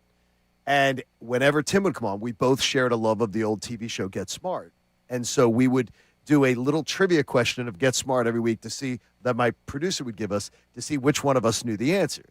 And so my wife found a Get Smart lunchbox. And I said, and she's in a store. And I said, is there two of them?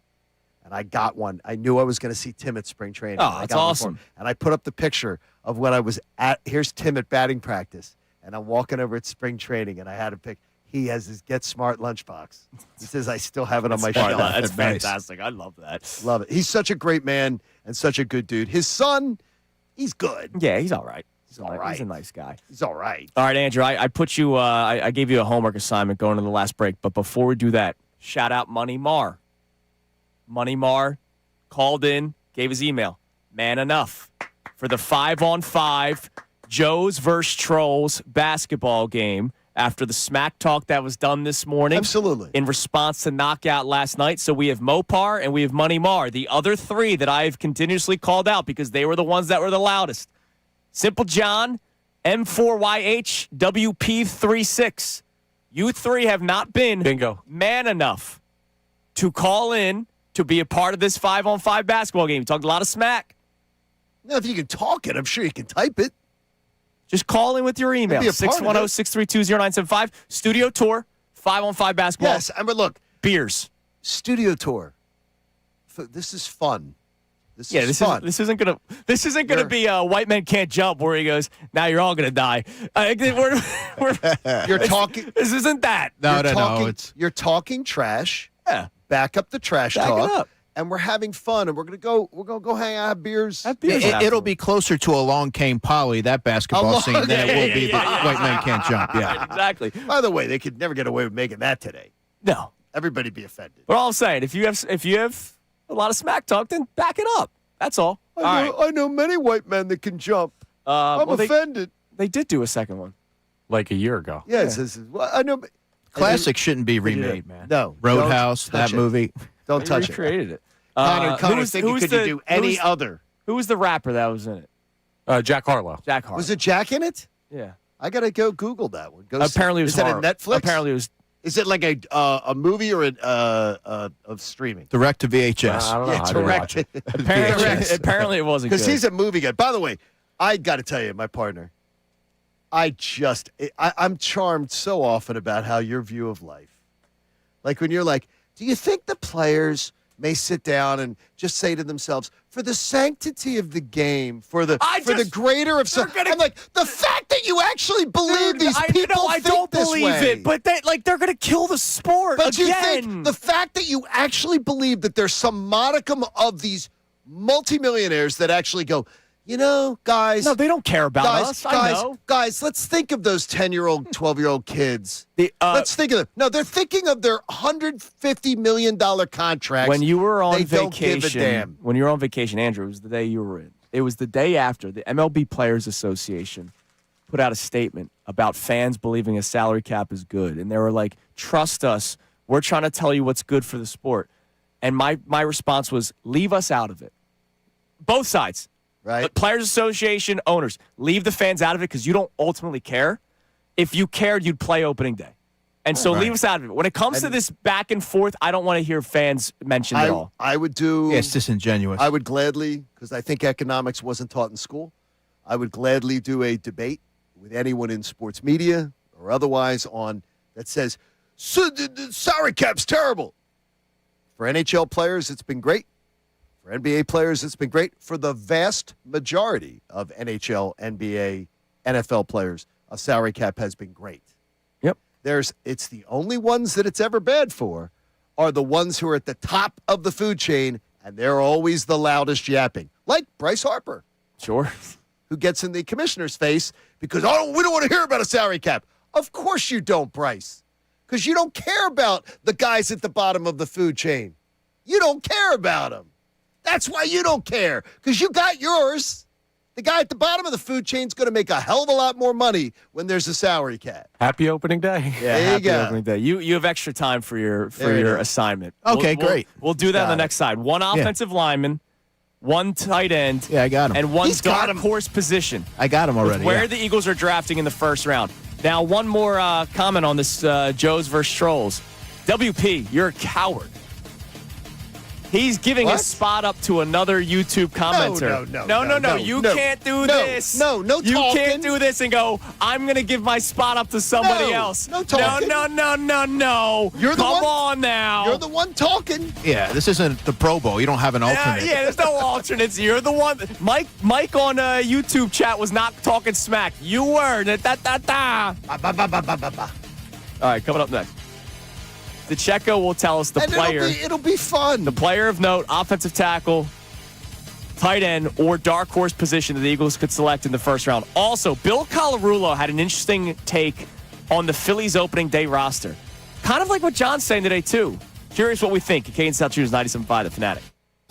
Now on 97.5 The Fanatic Sports Update. A huge night for the Sixers. I'm Connor Thomas, and Paul George and Joel Embiid made their return for the Sixers last night. That alone is cause for celebration. They needed healthy players, but 157 points, yeah, we'll get behind that as well. 157-137, the final over the Bulls. The most the team has scored in over 50 years. Embiid had 35. Paul George had 28. Here's how it sounded live here on the Fanatic. Here's another shot by George, and that's good. Oh, man.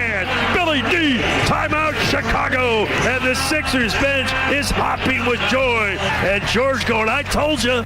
That's just what the team needed as they head down the home stretch. They're off until Saturday when they'll face the Hornets. The Phillies, well, they've been off all offseason. That ends today. Opening day, 4:15 p.m. from the bank. They take on the Texas Rangers. Christopher Sanchez gets the ball facing Nate Eovaldi as the season gets going. The Flyers host the Blackhawks tonight at 7 p.m., trying to keep their playoff hopes alive. You can hear that game live here on the Fanatic.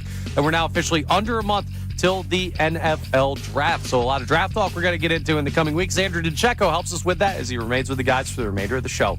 This update is brought to you by the Hartford Auto Insurance. Drivers 50 and over can count on the Hartford Auto Insurance for protection that brings peace of mind. The Hartford, your protection is their passion, provided by the Hartford Insurance Group, Incorporated. I'm Connor Thomas for the home of the Sixers, Flyers, and Union. 97.5 The Fanatic and the Fanatic app.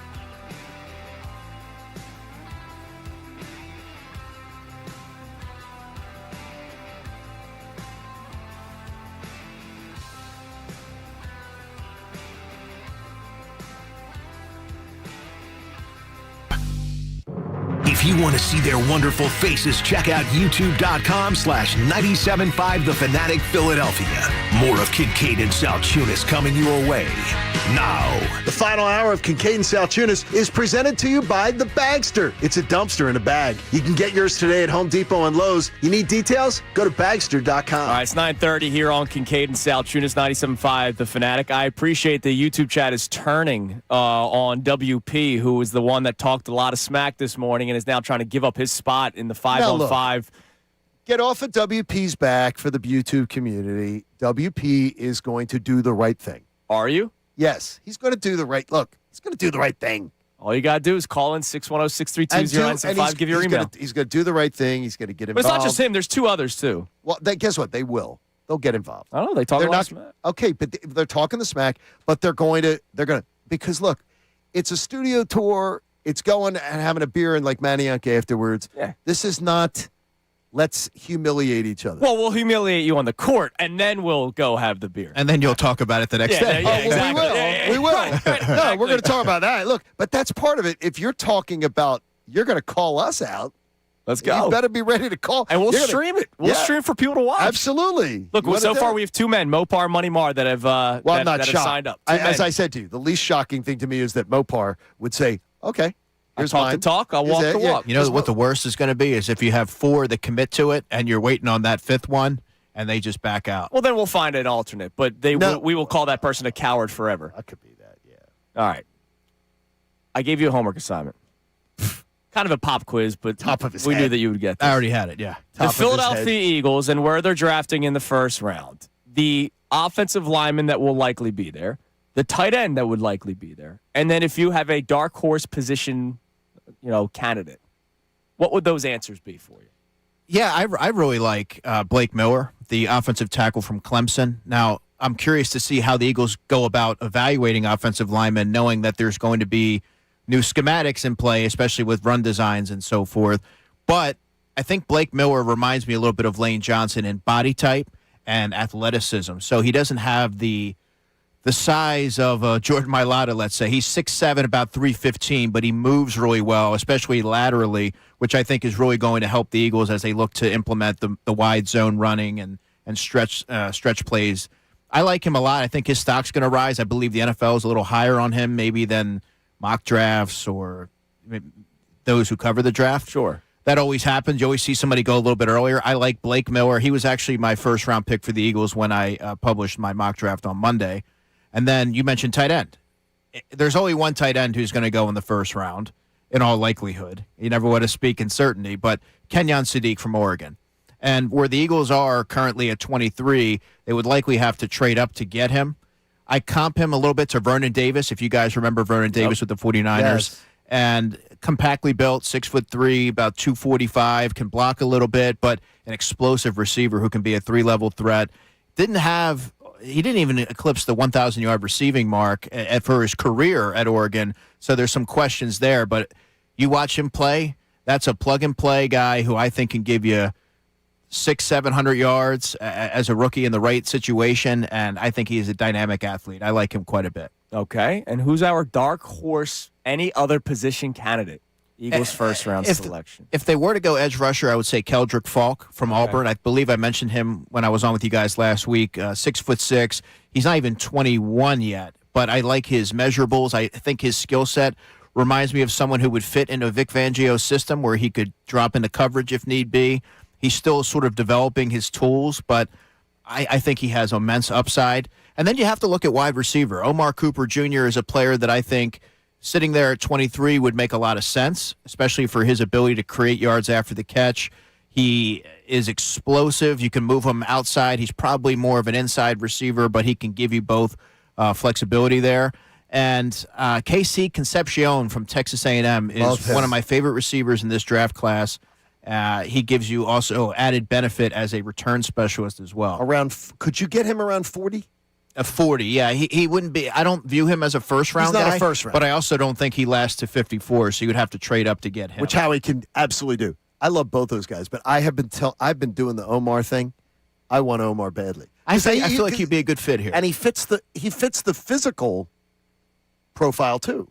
And the Eagles, they don't have a manufactured touch player. I imagine that's what they believe they had in Anaya Smith when they drafted him a couple years ago, but they don't have that. I think Omar Cooper, for one, I think he can be a high-end wide receiver, a high-end 2, but he can also add a spark as a manufactured touch player. We can find creative ways to get him the football, and I would be really fascinated to see how Sean Mannion would implement him in his offense. John, I feel like you would be the only person on this show right now to know the name. Don't ask me why I know it, but the other professional athlete with the last name Concepcion that comes to mind. Davey Concepcion. Yes. I don't know why I know that, because it's way before my time. Because your father probably raved about him. He was an exceptional athlete for the Cincinnati Reds, Big Red Machine. 19 years in Major League Baseball. He was just a freaking machine. Like, he was a machine. 19 years, bro. A vacuum cleaner. I mean, it's good work, Joe Morgan and Pete Rose and Dave Concepcion. I mean, that Reds team was so loaded. Oh, my God. Yeah. Well. And it was either Dave Concepcion or Davey Concepcion.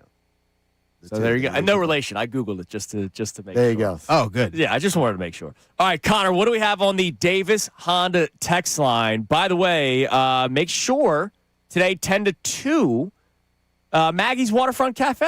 Is that correct? Middays with Marks will be there. I love Maggie's. I lived in the Northeast for a couple of years, and Maggie's is a great spot. Every time I've had a chance to go up there with my Corona events, it's been so much fun. So if you're around the Northeast area or you're looking for a spot to watch the ball game today, Johnny Marks, Sean Brace, Ray Dunn will be at Maggie's on the waterfront from 10 to 2 today during the show. Management has, by the way, did you see the email? No. About the appearance? They have asked John Marks to not make any little kids cry during the appearance today. Sean Brace immediately responded and said he'll take care of it. They've just said, please do not make any little kids cry. So, but I don't know how many little kids. That seems like a fair ask. I don't know how many little kids will be hanging out at Maggie's. But John, That's a family-friendly establishment. I understand, but I don't know how many little kids. It's also school. Well, I imagine a lot of kids are at school. That could be a part of it, too. All right, what do we have on the Davis Honda text line? Your kid up. Davis difference. Have him meet John Marks. Kim from Norristown checks in, says the Phillies will win the division this year, but it comes down to the wire with the Mets. And I think the Phils get knocked out in the divisional round because the bats go cold and they don't fight through. Yeah, but I can't talk about that today. No. The bats going cold 7 months from now. What are you basing that on? But this is a lot of the audience. And I get it. The Phillies have brought this upon themselves. Nobody has a flaw. That texter, you are entitled to your opinion. I can't live my life that way. I can't on March 26th, looking at the bunting around Citizens Bank Park and how they do the great spray paint of opening day behind home plate and the sides. I can't think of October bats going cold. You can't fast forward the season. No. Like, it's 70 degrees today. Like, can I enjoy today before we talk about the bats going cold in October? I'm telling you, the negativity is just, it's rampant. It's rampant. And the Phillies have done it to themselves with their October performances. But I can't do it. I can't do it in April because it doesn't have anything to do with it. Doesn't have a bit to do with it as to what's going to happen. What if the bats go cold the first week of the season? Are we saying, no, this is the team? See? Yeah. And if the bats are red hot the first week of the season, it's, let's see if they do it in the playoffs.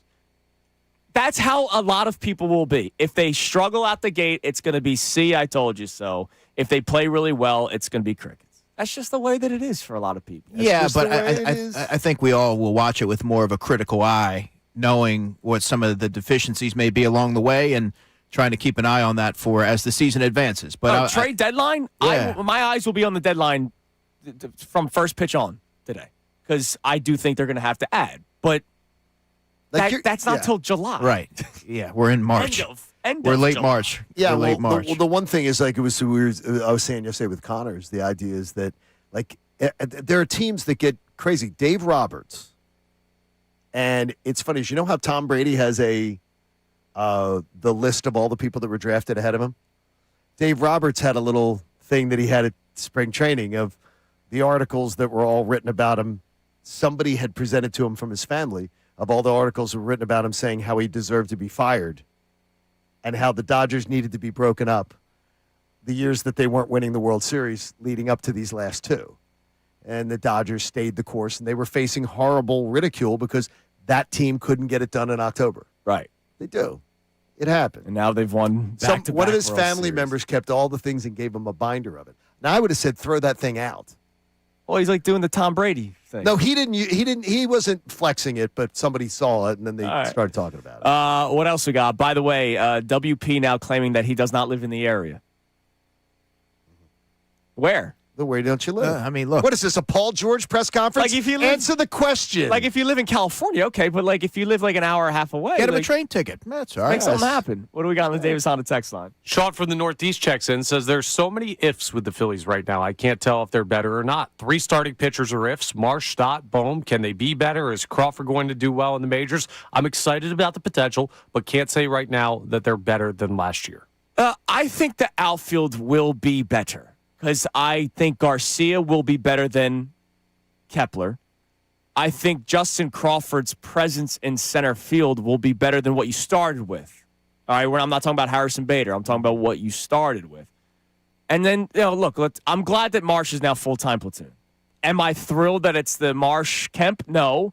But am I glad that they're actually going into the season? Remember, last year Marsh was supposed to be your everyday center fielder. That lasted 4 games. Why do you why do you understand? Why do you believe Rob Thompson when he says anything?